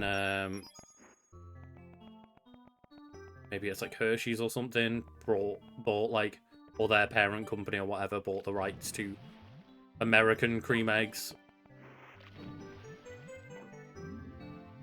And it's that weird thing of like American cream eggs are smaller and apparently don't taste as nice as English cream eggs. But that's specifically because they're like whatever company it is. I say I think it might have been whoever owns Hershey's, just like, yeah, absolutely, we're not, allowing the English ones to be sold over here anymore, and we're just gonna make like shittier versions that are smaller and cheaper.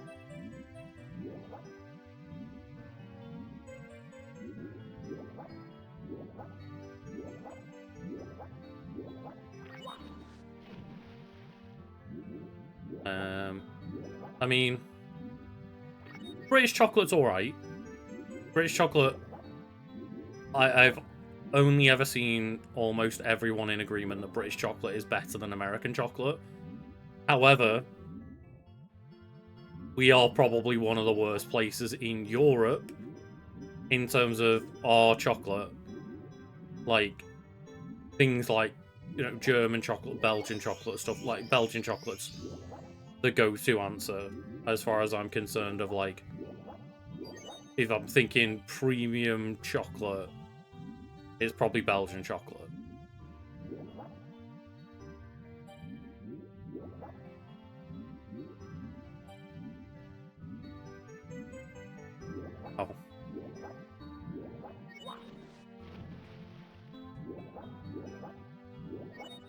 Yeah, that doesn't make it sound appealing. Tasting like wax. Like I had I've had Hershey's like cookies and creams bars and stuff over here, but again, I don't know if that's being made with American Hershey's chocolate or just that they've like licensed it over to the UK and they're making it with English chocolate. I don't.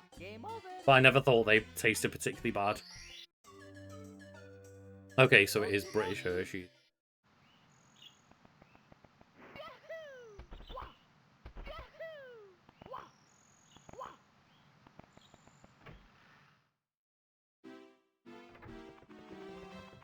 Yeah, because I always heard people shit on Hershey's chocolate.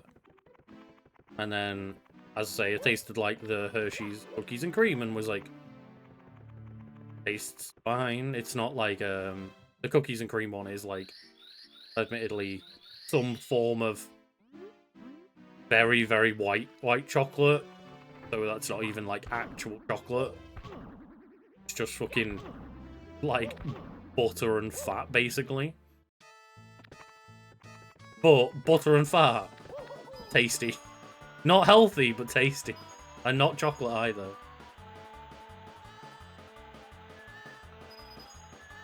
Oh shit, yeah, you can't do the jump off if you're widen, of course.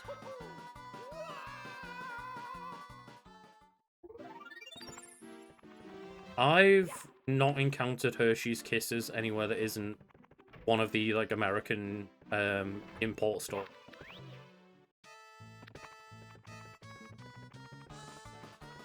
Yeah. Like, I have found them in shops that are like, hey, we sell American imported stuff for quite expensive. Because import costs, fair enough.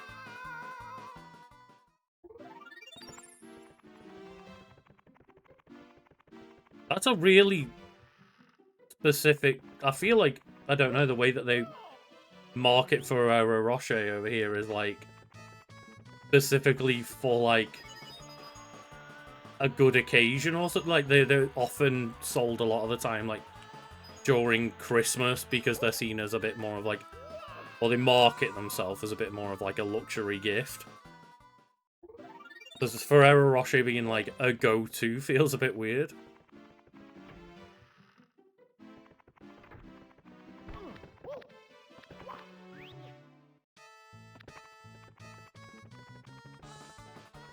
It's the same with like a few different, I guess, examples of that, like After Eight, where they've marketed themselves as like the fancy dinner, like after dinner chocolate that you eat in like dinner parties and shit.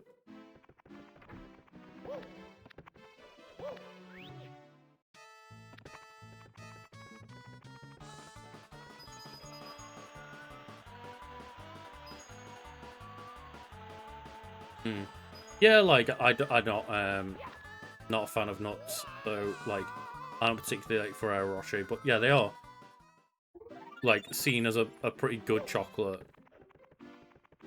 Kellogg's brand. That's where I can't remember what I said in a Fat Fiend video where I was like, oh man, you can't forget about Terry the Tiger. That is Tony the Tiger.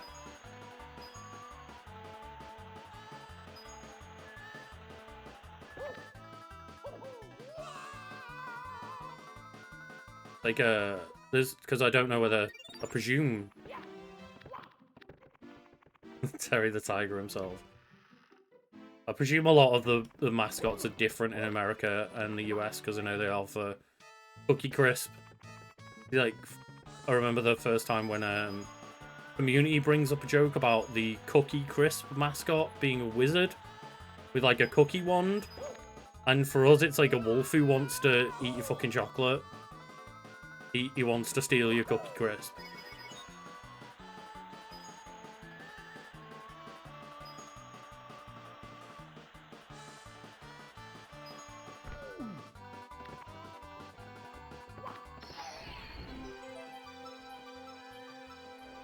So Tony the Tiger is a mascot.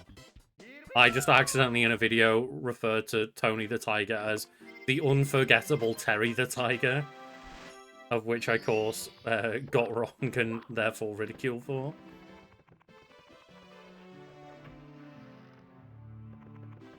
Yeah, I'll do that.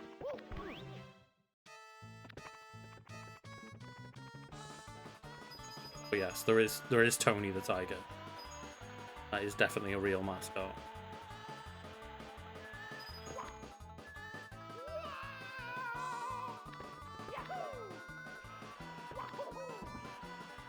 Alright, belly slide.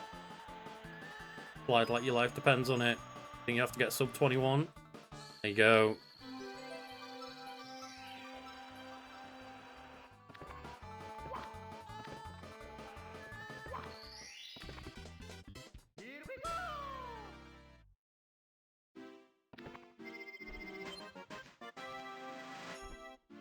I mean, maybe Bo's just, you know, a connoisseur of British mascots of cereal. You never know.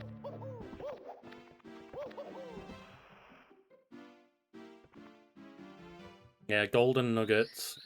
We always had like golden nuggets were like the mascot was like a fucking like prospector that was like mining for gold.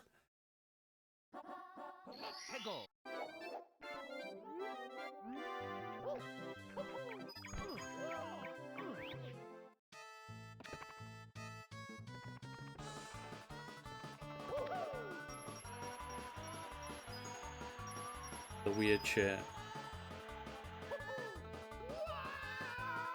The weird shit they used to like market to kids, eh? Mamma mia! The Cocoa Puffs. See, we never had like. I think. Wait, no. Is it? Not. Is it? Not Cocoa Puffs. Is it? No, we do have Cocoa Puffs. Cocoa Pops, that's it. I knew something sounded wrong. And they tried to rebrand themselves as like Choco Puffs or something like that because they were, or like Chocolate Rice Krispies. Yeah. Can't remember exactly what they tried to rebrand themselves as, but they tried to put them under the Rice Krispies banner and people like kicked off.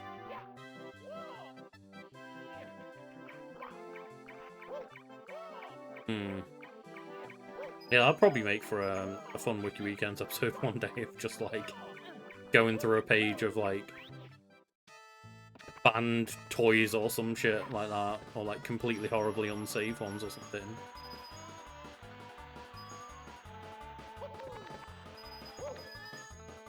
Cereal toys on generally. But yeah, we had for our Cocoa Pops, we've always had like, I can't remember the name of them now, but it was like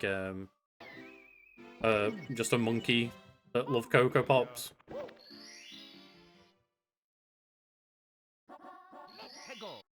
Yeah, the lawn darts when they were like just giant actual had like giant sharp metal poles at the end of them and not like the ones that you got now that are just like, you know, sticky or whatever. Or like the Velcro ones where you have to aim at the like Velcro pads and stuff.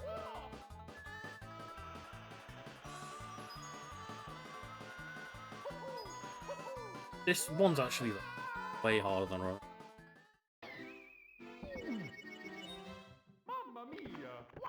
And then, of course, that would give us an excuse to talk about that time they had apparently had a wrestler on the front of the box, but it was like a floating T-shirt for Fruity Pebbles. It was weird.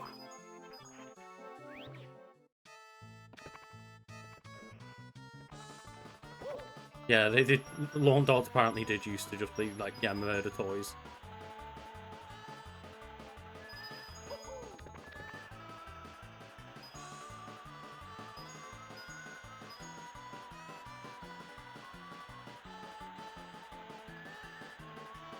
Get the short call.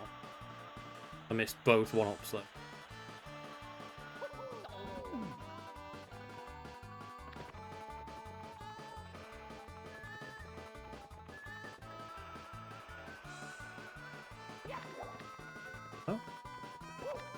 What could we... Oh, there's a box up there. Right. Well, we fucked that up. Oh, no, we didn't. Okay.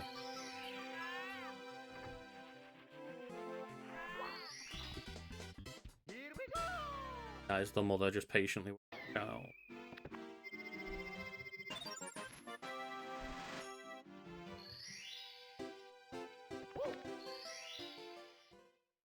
I mean, is that really true? Do we really not want to give radioactive substance to children? Because we're still doing it to this day. You never forget the recent, like, Lunchables. Oh yeah, there's lead in them shit.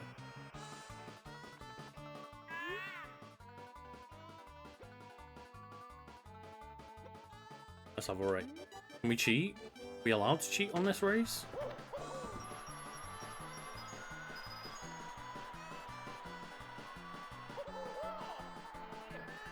Oh dear. Well, we better fucking hope that we can cheat. Doesn't matter anyway. Game over. How else are we going to manage to get superhero?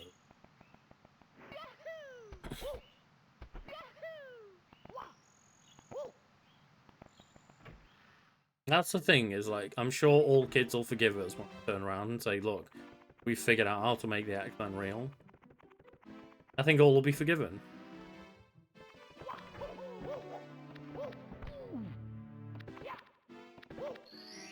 Oh god, yeah. Casts are not nice. The only time I've ever had a long-term cast on was on my leg, so I can't imagine what.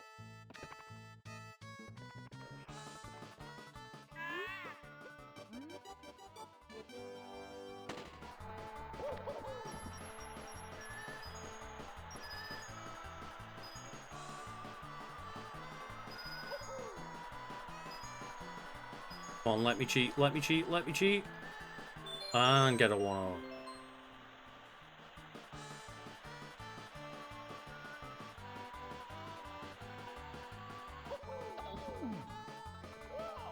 No, Mario, no, get down!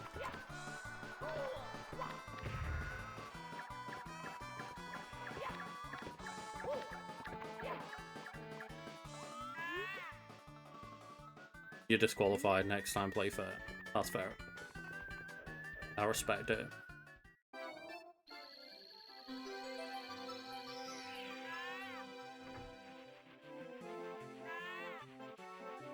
Go back here. We'll be able to teleport.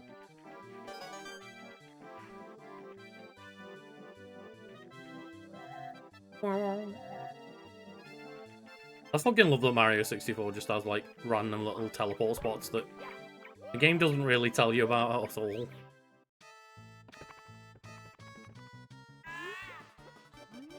So, not allowed to cheat. I literally haven't made it to the end of this without cheating yet, so it'll be interesting, but...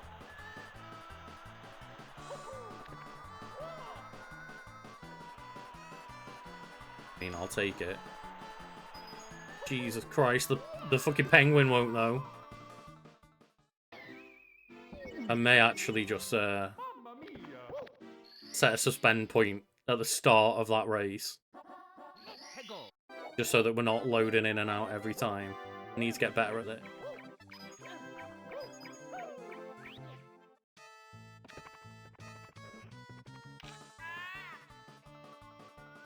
What button is it? There we go.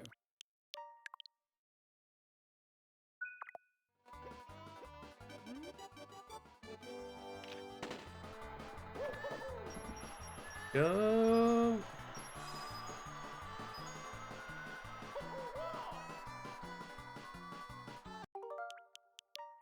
This is why the suspend point is off red. Just absolutely not.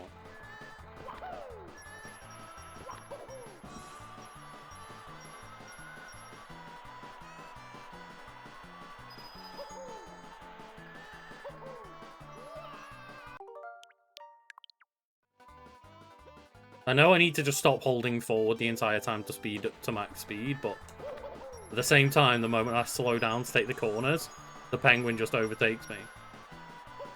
Penguin, don't fuck around.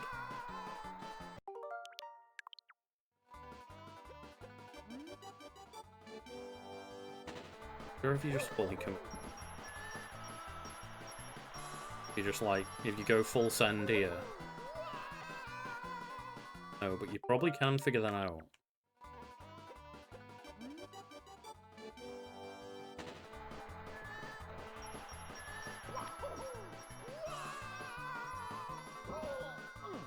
Oh.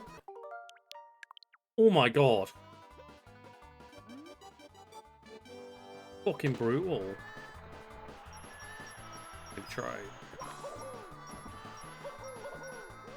Oh, yeah, that way overshoots it.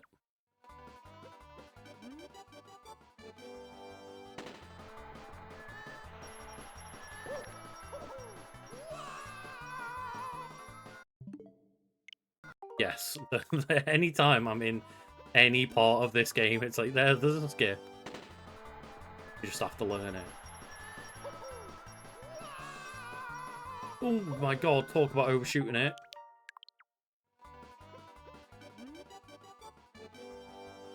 Like we're learning fucking Mario Kart strats, right? Christ, the amount of difference. Mario throwing himself into the abyss. Repeat.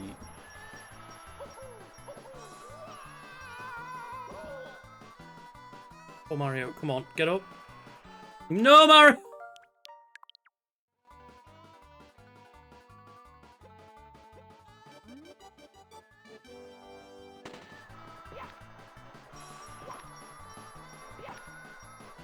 Doesn't work on this wide environment. Fuck off.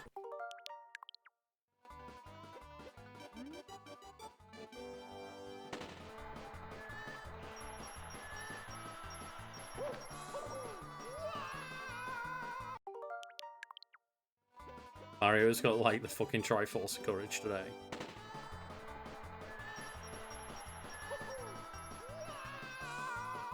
Oh no, we just didn't hold on momentum enough.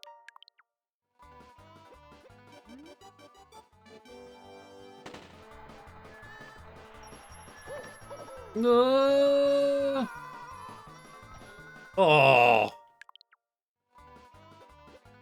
Take Mario.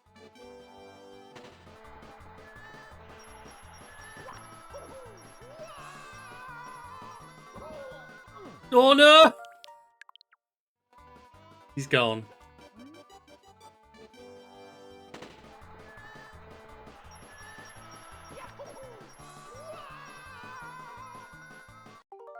Dead. The difference like momentum makes in this is insane.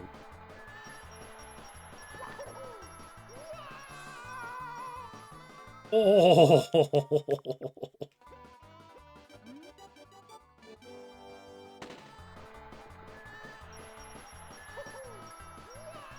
Like, look how much further he went that time.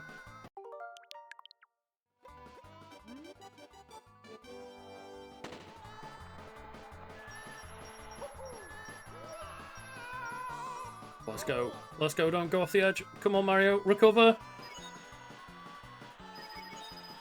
Let's go. Come on.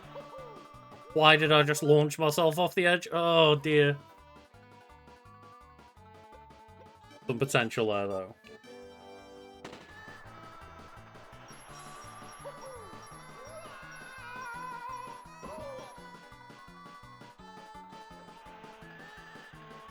Oh, for fuck's sake. I can imagine the rubber banding's insane.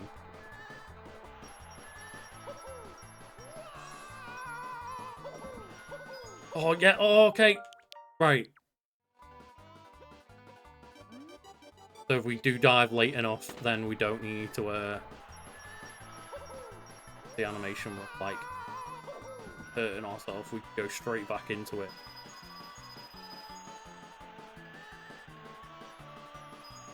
I'm ready for Lightspeed Penguin. Oh! Oh! Jesus. That penguin was right on us as well. Holy shit. You aren't trying to cheat, are you? Shortcuts aren't allowed. For fuck's sake. Okay, so... You can do skips, but the penguin ain't fucking around with it. Penguin knows best. Interesting to get that skip working, though. What am I doing? But we have actually got... I mean, if I saw my opponent immediately launch themselves to, like, the bottom of the track, I'd also be pretty pissed. Are they, hey Mario, you know that's cheating, right? It's like, yeah, and...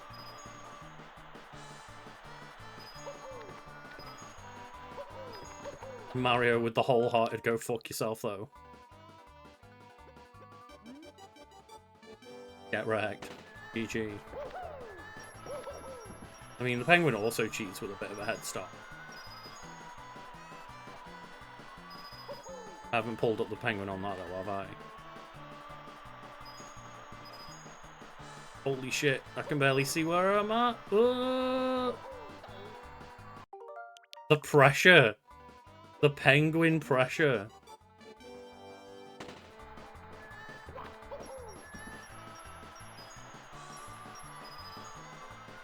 I presume this is not a popular pick for a speedrun star. Or maybe it is. Maybe you just get good.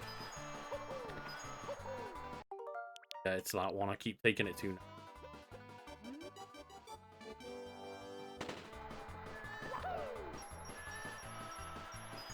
The penguin's too strong. Mario can't fuck with this penguin.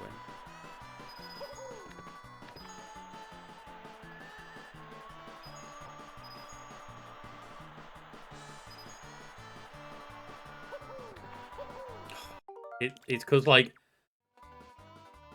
I'm overcorrecting for that hitting that gap every time, and then by the time I've, like, accidentally got back over into safety, it's just like I'm already moved my momentum too much and flinging myself off the edge. Mario's afraid of commitment.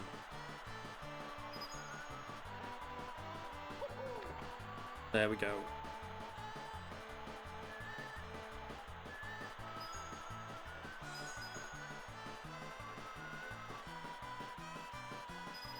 There we go. There we go. That's the even when we cheated and skipped, the penguin is about that close to us.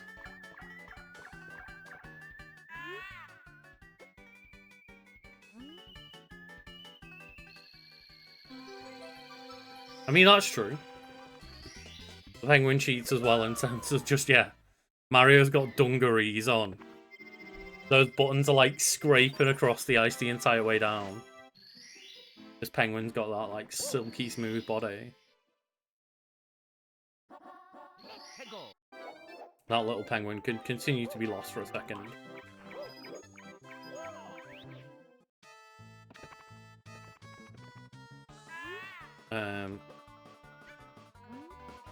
So what we want to do is we want the shortcut. I think definitely something in a box at the top. Presuming that that thing in a box is another secret star.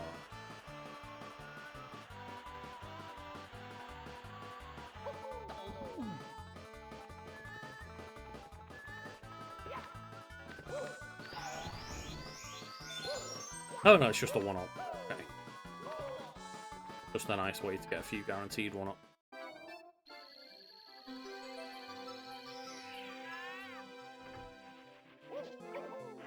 Yeah, I don't think you're gonna get much sympathy off people if you're like, hey, I hurt myself sliding stomach first on ice. It's like, yeah, no shit. Why we normally have the sleds that we use. I mean, obviously, you know, I'm sure, like, bloody a lot of kids do it. Kids can't be trusted. Especially not to do the clever thing.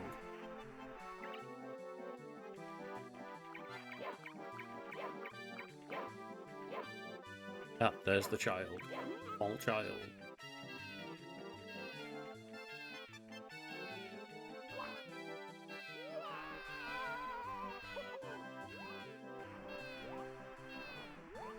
You right? Oh, not at that angle, you don't. Mamma mia! It's true. 68 quid's a fucking haul as well. Let's go! Most of, like, the board bets that I got into were for, like, 2 quid.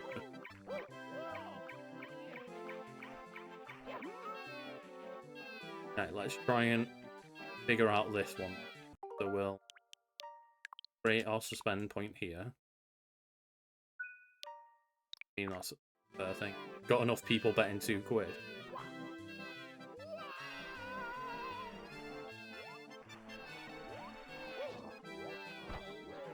No, the child, the baby!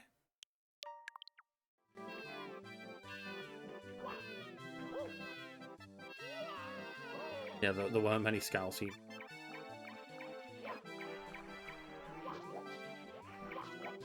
Oh, you fucking kidding me? Okay, let's just... We will get this. We will learn this trick as well.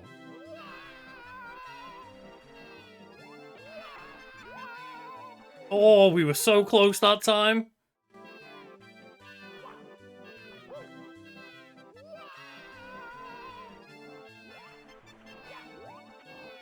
Oh, let's go. No, baby, no, no, no, baby, no, no, no, no, no, no, no, no, no! No, Mar! The baby was too smart, I was not.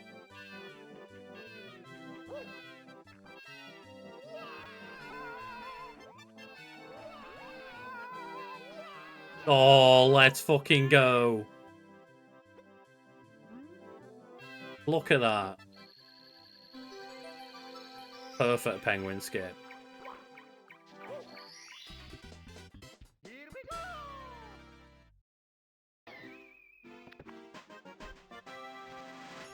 go! When it comes down to, like, just the one skip that I actually decent at, launching myself off the edge of a mountain, it's like, that sounds like my kind of day. My kind of vibe. Let's go!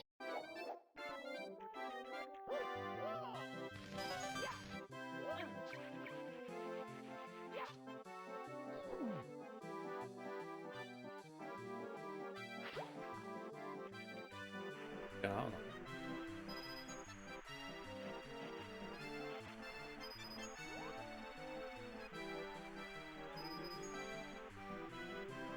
Holy shit, Mario. Where are we going here?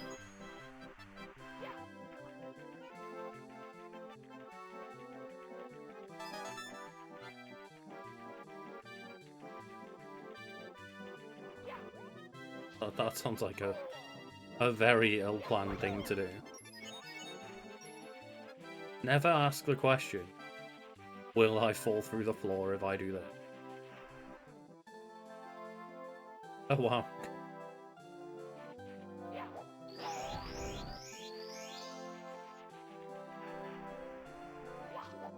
On up, come back.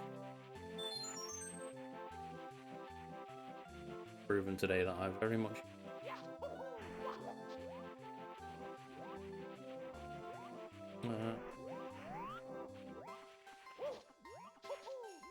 It says Frosty Slide, 8 red coin. Which in my brain implies that the 8 red coins are on the Frosty Slide. Mamma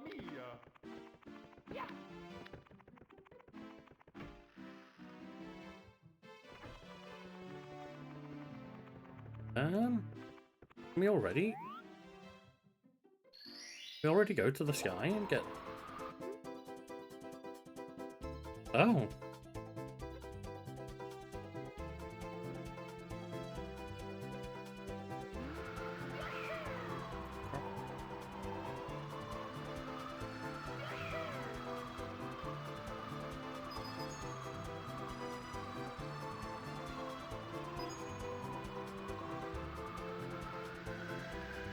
Oh, this is hard to control, though. Oof.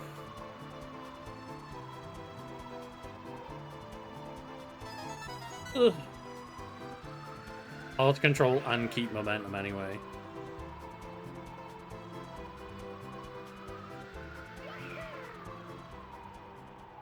Uh-oh.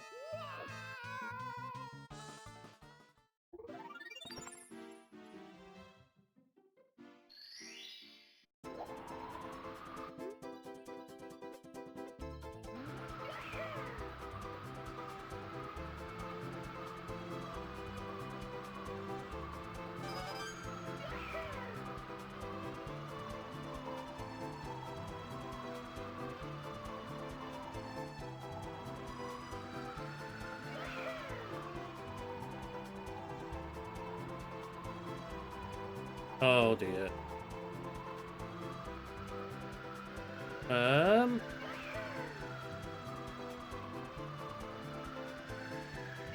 think I fucked this.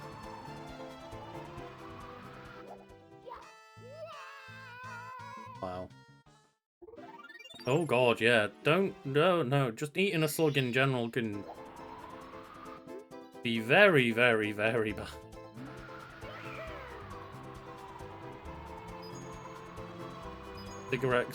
Cigarette box. Oh no. Many people have probably died from eating.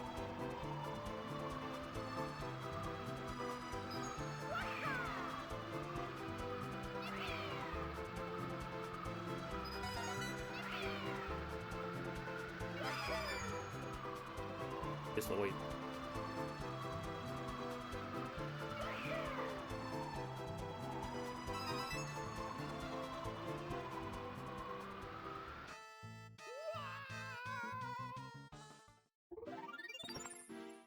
Yes, a lot of people have ended up dying because of different parasites and stuff they've gotten from. Definitely a not recommend of just, you know, life experiences. For fuck's sake, did I really miss that one?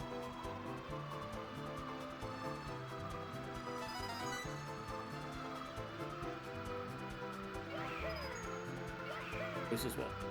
Oh man. Getting back up there.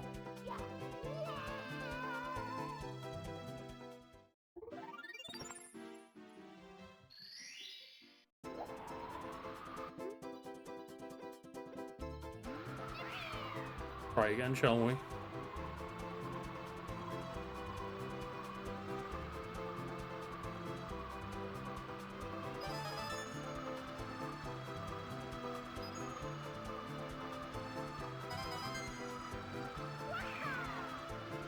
No, Mario, no! Might be able to make it back up as far as those ones.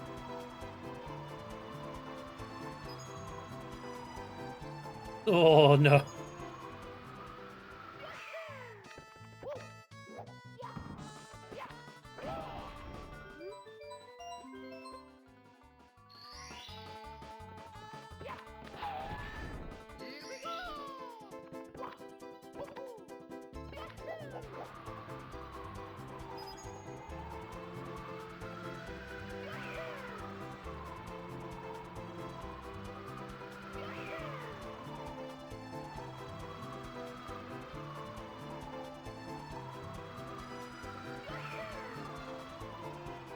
Haven't quite figured out the whole gaining momentum bit yet. Or like gaining height.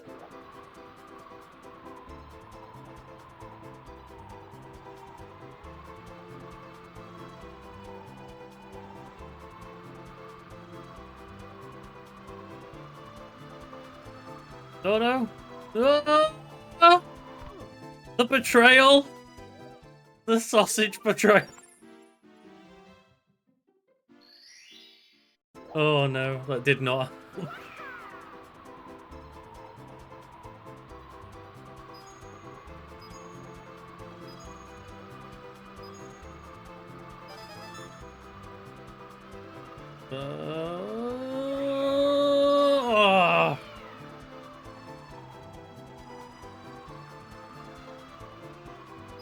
Go, come on. Salvage this. I know, I know. It's all good. It's all in good fun.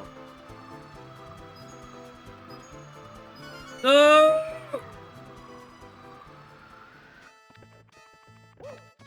But furthest one's down.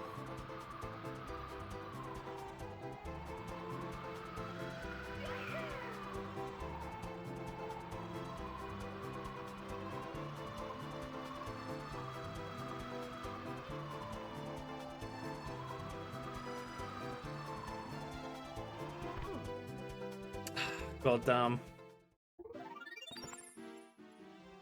I feel like I've not earned the wing cap unless I can do this, though.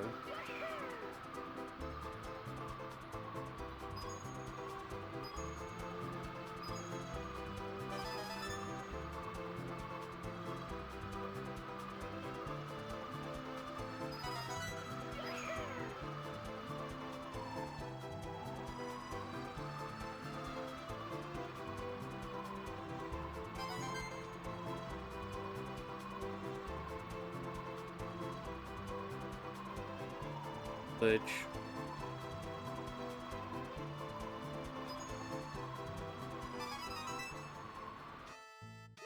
Nope. Nope, nope, nope. You basically just need to get the perfect run.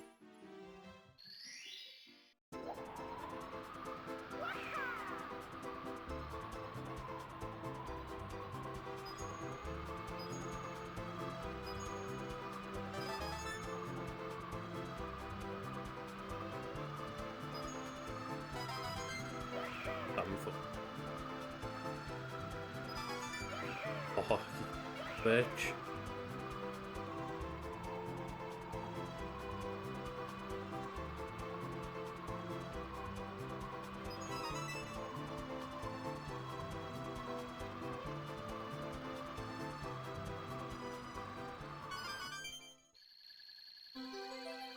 Fuck.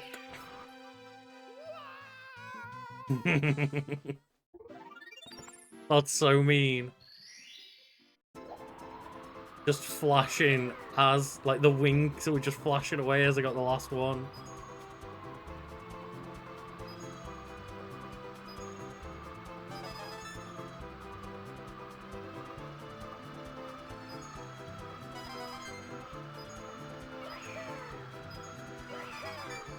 God damn.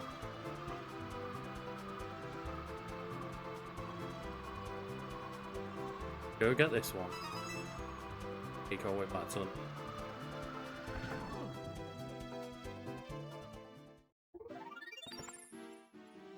Thought I'd made it safe then.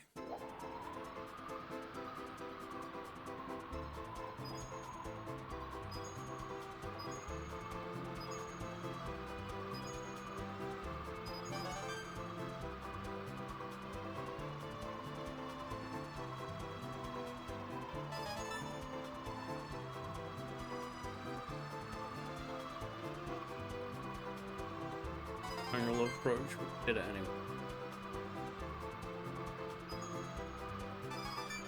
Oh.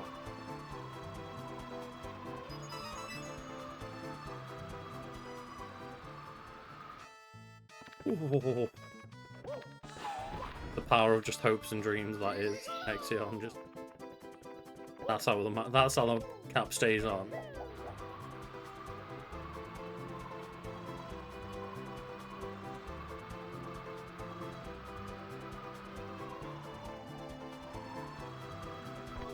Ball.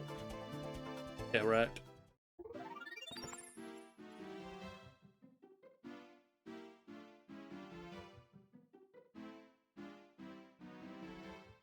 Obviously, like, some magic little sewing technique goes on.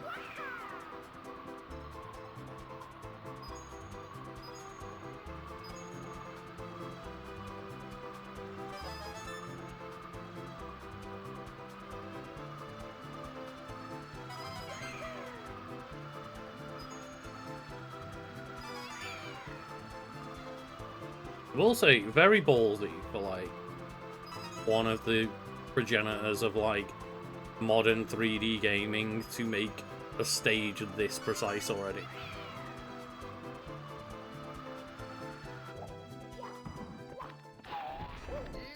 Like, most games have barely figured out 3D, let alone, like, this shit.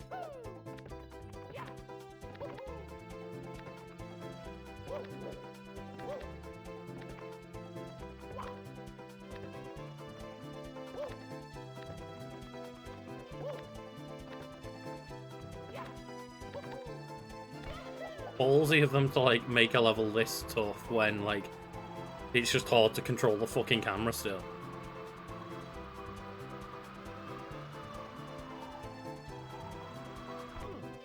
I genuinely need to learn, like, how to gain height as Cat Mario. Cat Mario, like, Wing Cat, not Cat. Cat Mario gets height pretty easily, just climbs on things.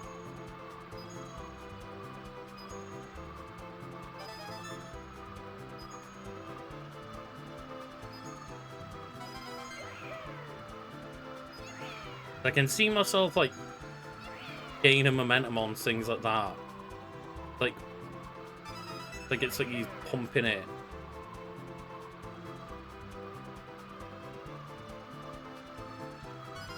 It must just be kind of, I presume, similar to, like, in the Cape in Super Mario World, where, like, you can do it, and you can basically, like, gain infinite height, but there's a trick to it kind of thing.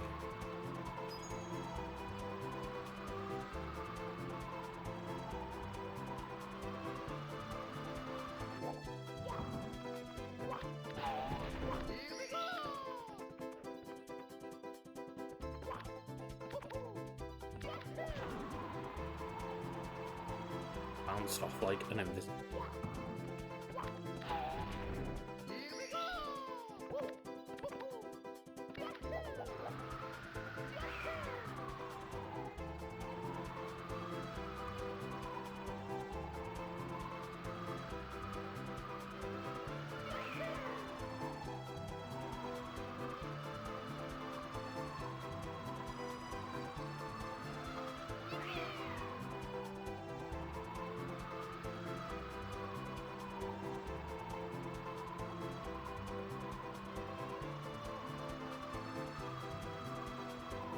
Yeah, I just can't gain the height.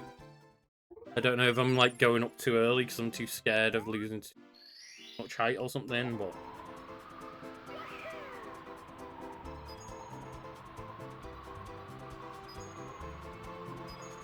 it does seem really difficult to, like, get anywhere above where your starting position was on the dive.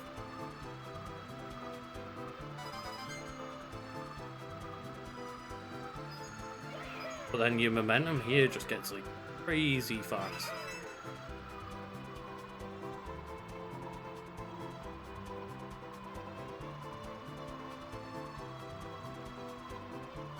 So there clearly is, like, ways to it. I'm just not figuring out yet.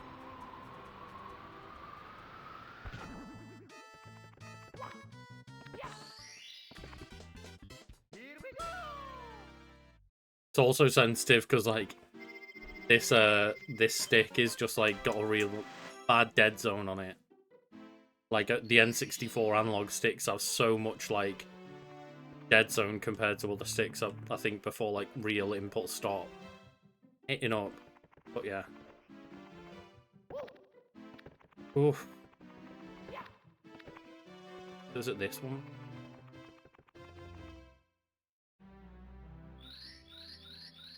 So we can hit up this Bowser mission.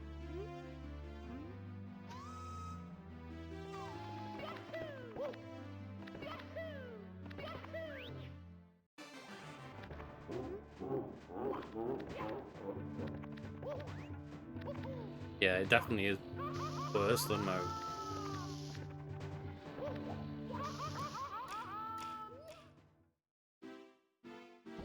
Yeah, it's bigger than most as well. Like, it's literally, like, sticks out higher than the controller, like, a lot more than most controllers do. Especially modern ones, anyway.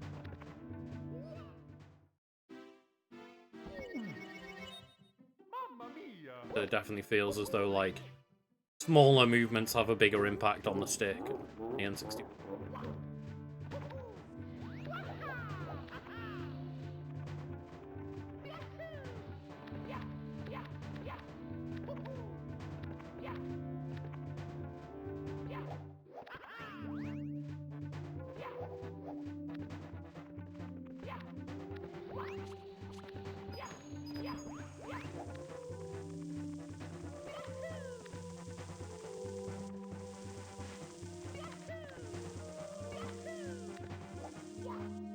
fuck's sake.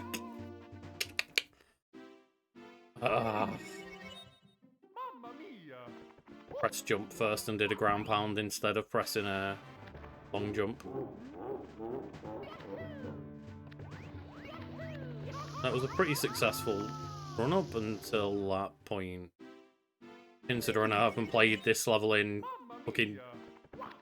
10 plus years.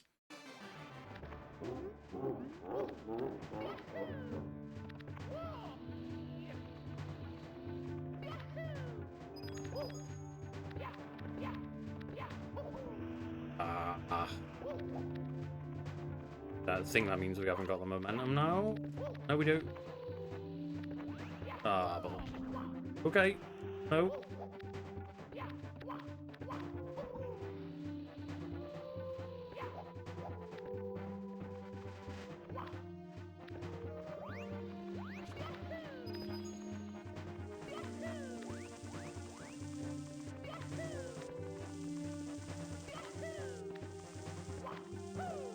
Yeah, that was... oh. Mamma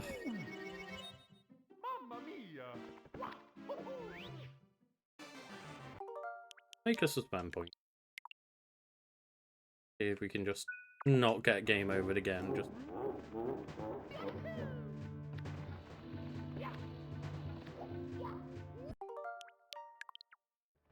makes it a bit quicker than gaming over.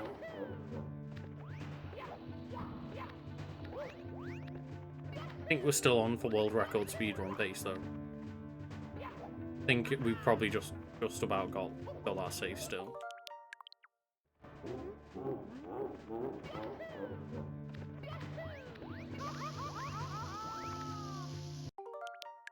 This would be incredible if like this was like the level that speedruns were at for Mario. Can you imagine like watching this at ADG Kid?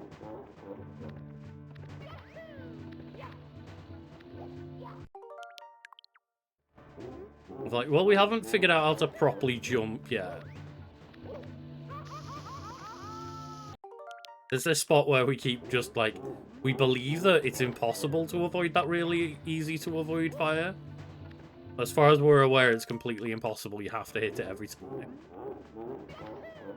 We see no way around it.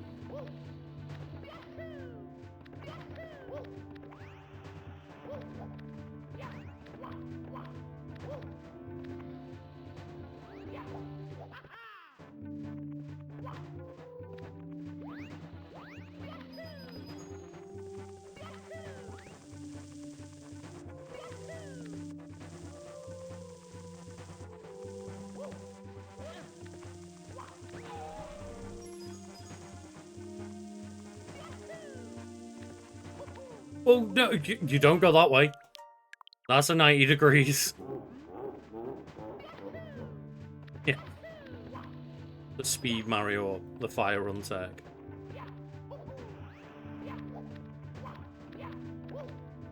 The classic joke of like, oh, it's to manipulate RNG. It's like, yeah, that was the... It's funny the first few times people made the joke when they fucked up, but... like, maybe 10 years later you should make up your own joke.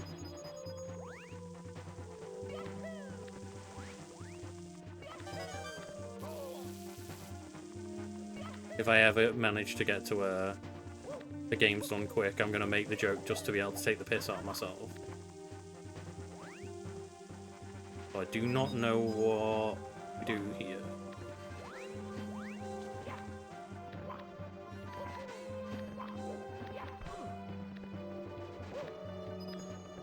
Human that.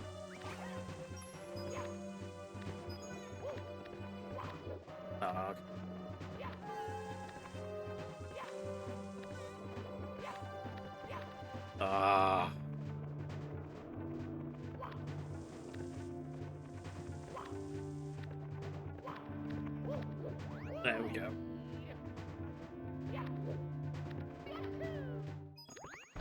Oh, for fuck's. I think as well we might have I don't know which way we were meant to be going that way. Oh no.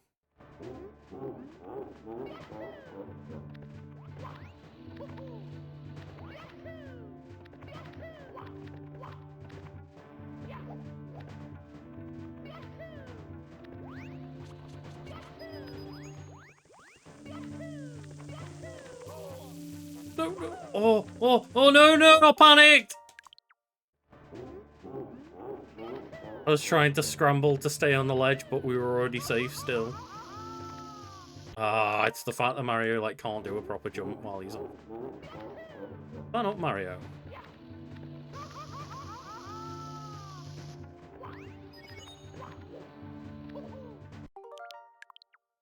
Such a simple task is do a long jump while you're on fire.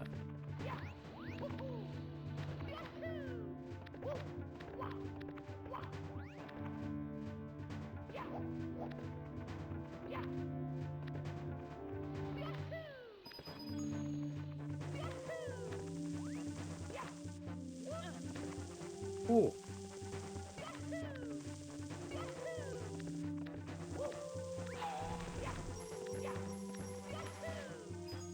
Oh, okay, you're not making that jump. Not making that one at all.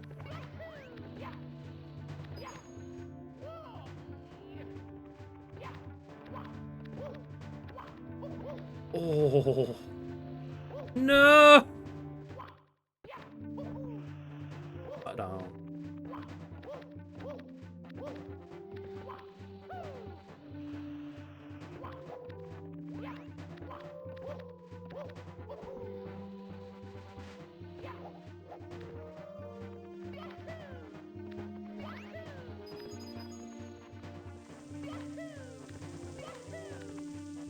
It's interesting to think, like, what, 20 years ago? This is, like, what Mario speedrunning people were trying to figure out.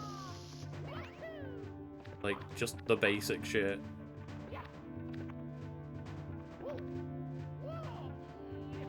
I say 20 years ago, just to make myself feel a bit better.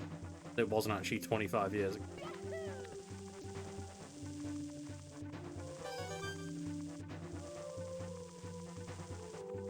It's absolutely not. Holy shit, just launch ourselves. Yeah. Sound a bit like fucking Brooke. Yo ho ho ho ho.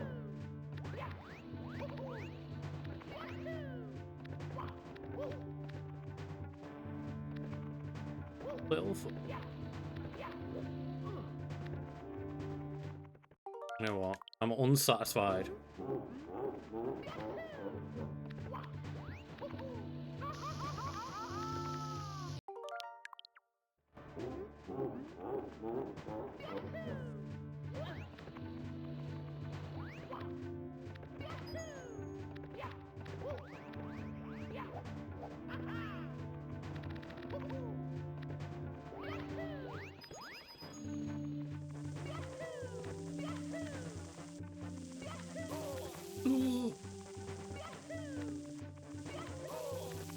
Oh god.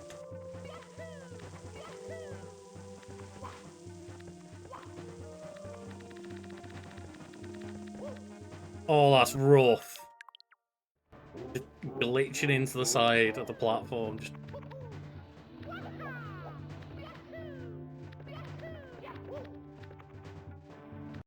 Can't turn around. Got a backflip from it.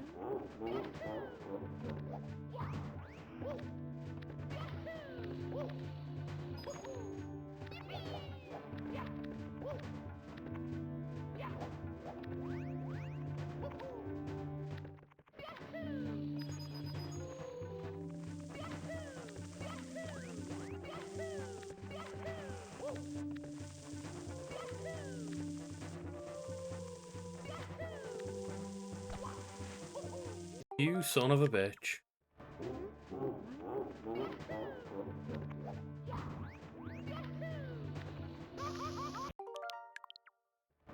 And you know, we could just do this the regular way, but what would be the point in doing that? This is, as I say, we're trying to like shake the rust off a little bit. We might as well be trying to do some weird shit.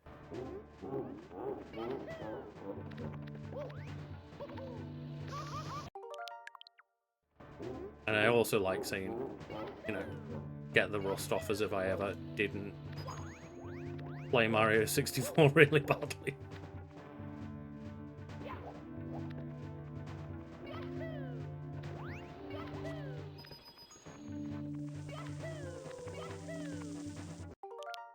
Man.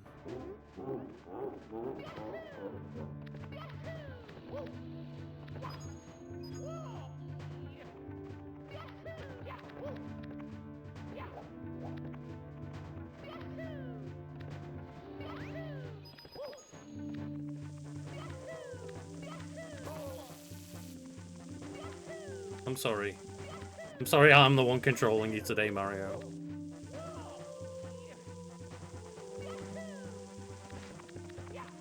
Oh! They're my own profession. That's true. I guess that counts for, like, anything I've played on Twitch.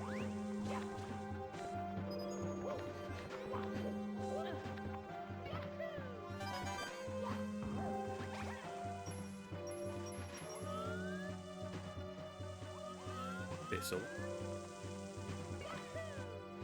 go here. And why did I do that? Got no perspective on where I was going at all then.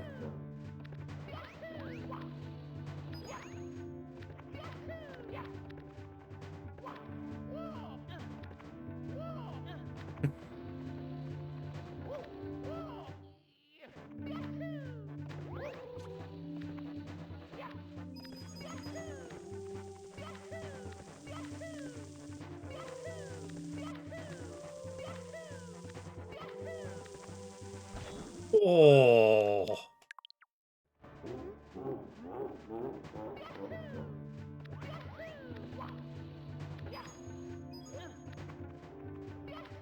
I just like the idea it was Hugh. Hugh's just the name of the Goomba.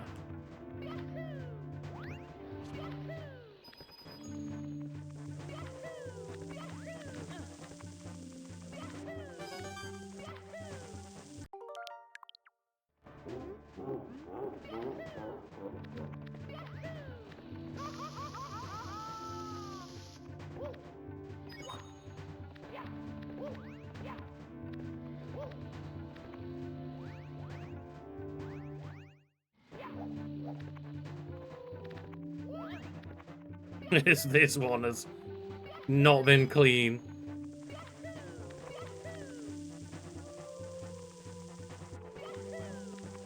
Getting those fucking Solid Snake struts going on. Crouching. Going prone.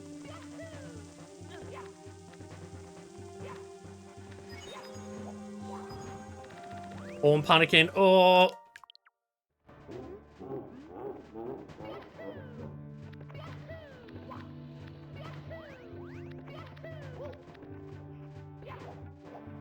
Oh, that was really good until that point.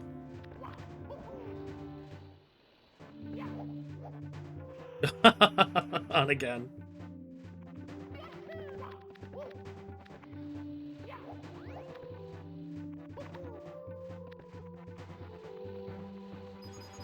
Yes, I am definitely. I am the panic. Fortunately, not the disco. Can't make the jokes anymore.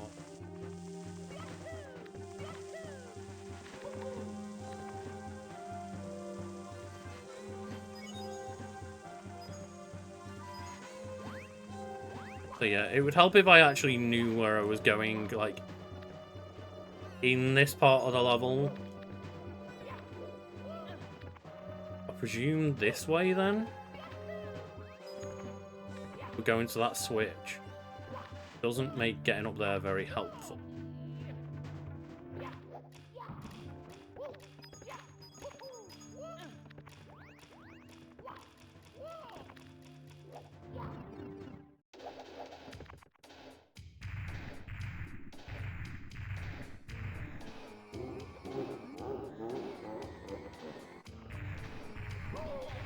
Okay.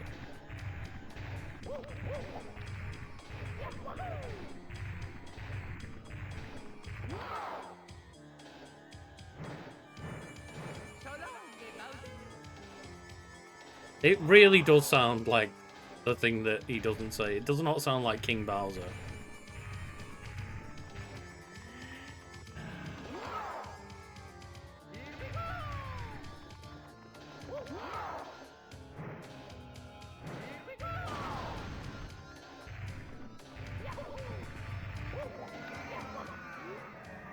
Oh, shit, it's just one hit. Okay. I was raring to get the second one going.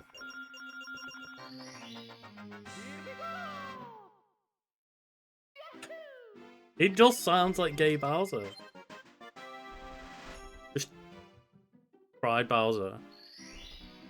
Go with that. Right. I think after my shenanigans today, that should be a good place to end it there. But like, yeah, just a bit of Mario 64 weirdness, a bit of a good Poker Rogue stream today indeed. I wonder whether the servers are online at all yet.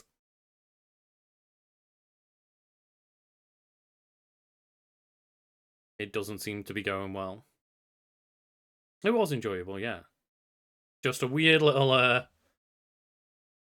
chill stream out of nowhere that kind of did not go the way I planned whatsoever. But hey, sometimes you just gotta roll with the punches. Yeah, Poker Rogue is still down, so it's not even like, you know, waiting around would have helped or anything. It's always like Mario 64 is just always a good option. Yeah, hopefully things do not go poorly next week with our plans. Next week should be Mass Effect Mondays as... Ooh. Yes, I think it will be. It's bank holiday, but I'll probably like not be busy by the time the evening rolls around anyways. Mass Effect Mondays should be normal. I'll double check with Carl. He's not doing anything for bank holiday. And then Tunic Tuesdays will be more Skyward Sword, and we'll be doing some competitive Pokemon battling. Week after that, I will be gone, taking some time off for Jenna's birthday, so I won't be there the week after. So I'm hoping that, yeah, we can get in a solid Mass Effect Monday next Monday, so that we do Mass Effect bounce. True. For live updates of, yeah, I know I'm meant to be ready at 10 o'clock, but you know what? We'll start in 20 minutes. Don't worry, guys. That's the usual update. But yeah, thank you all for watching, and it's been a lovely time to just chill out and play a couple of games with y'all. Shame about Poker Rogue, but it was beyond our control. Thank you, everyone, and I hope everyone has a lovely day, evening, or night, wherever you are.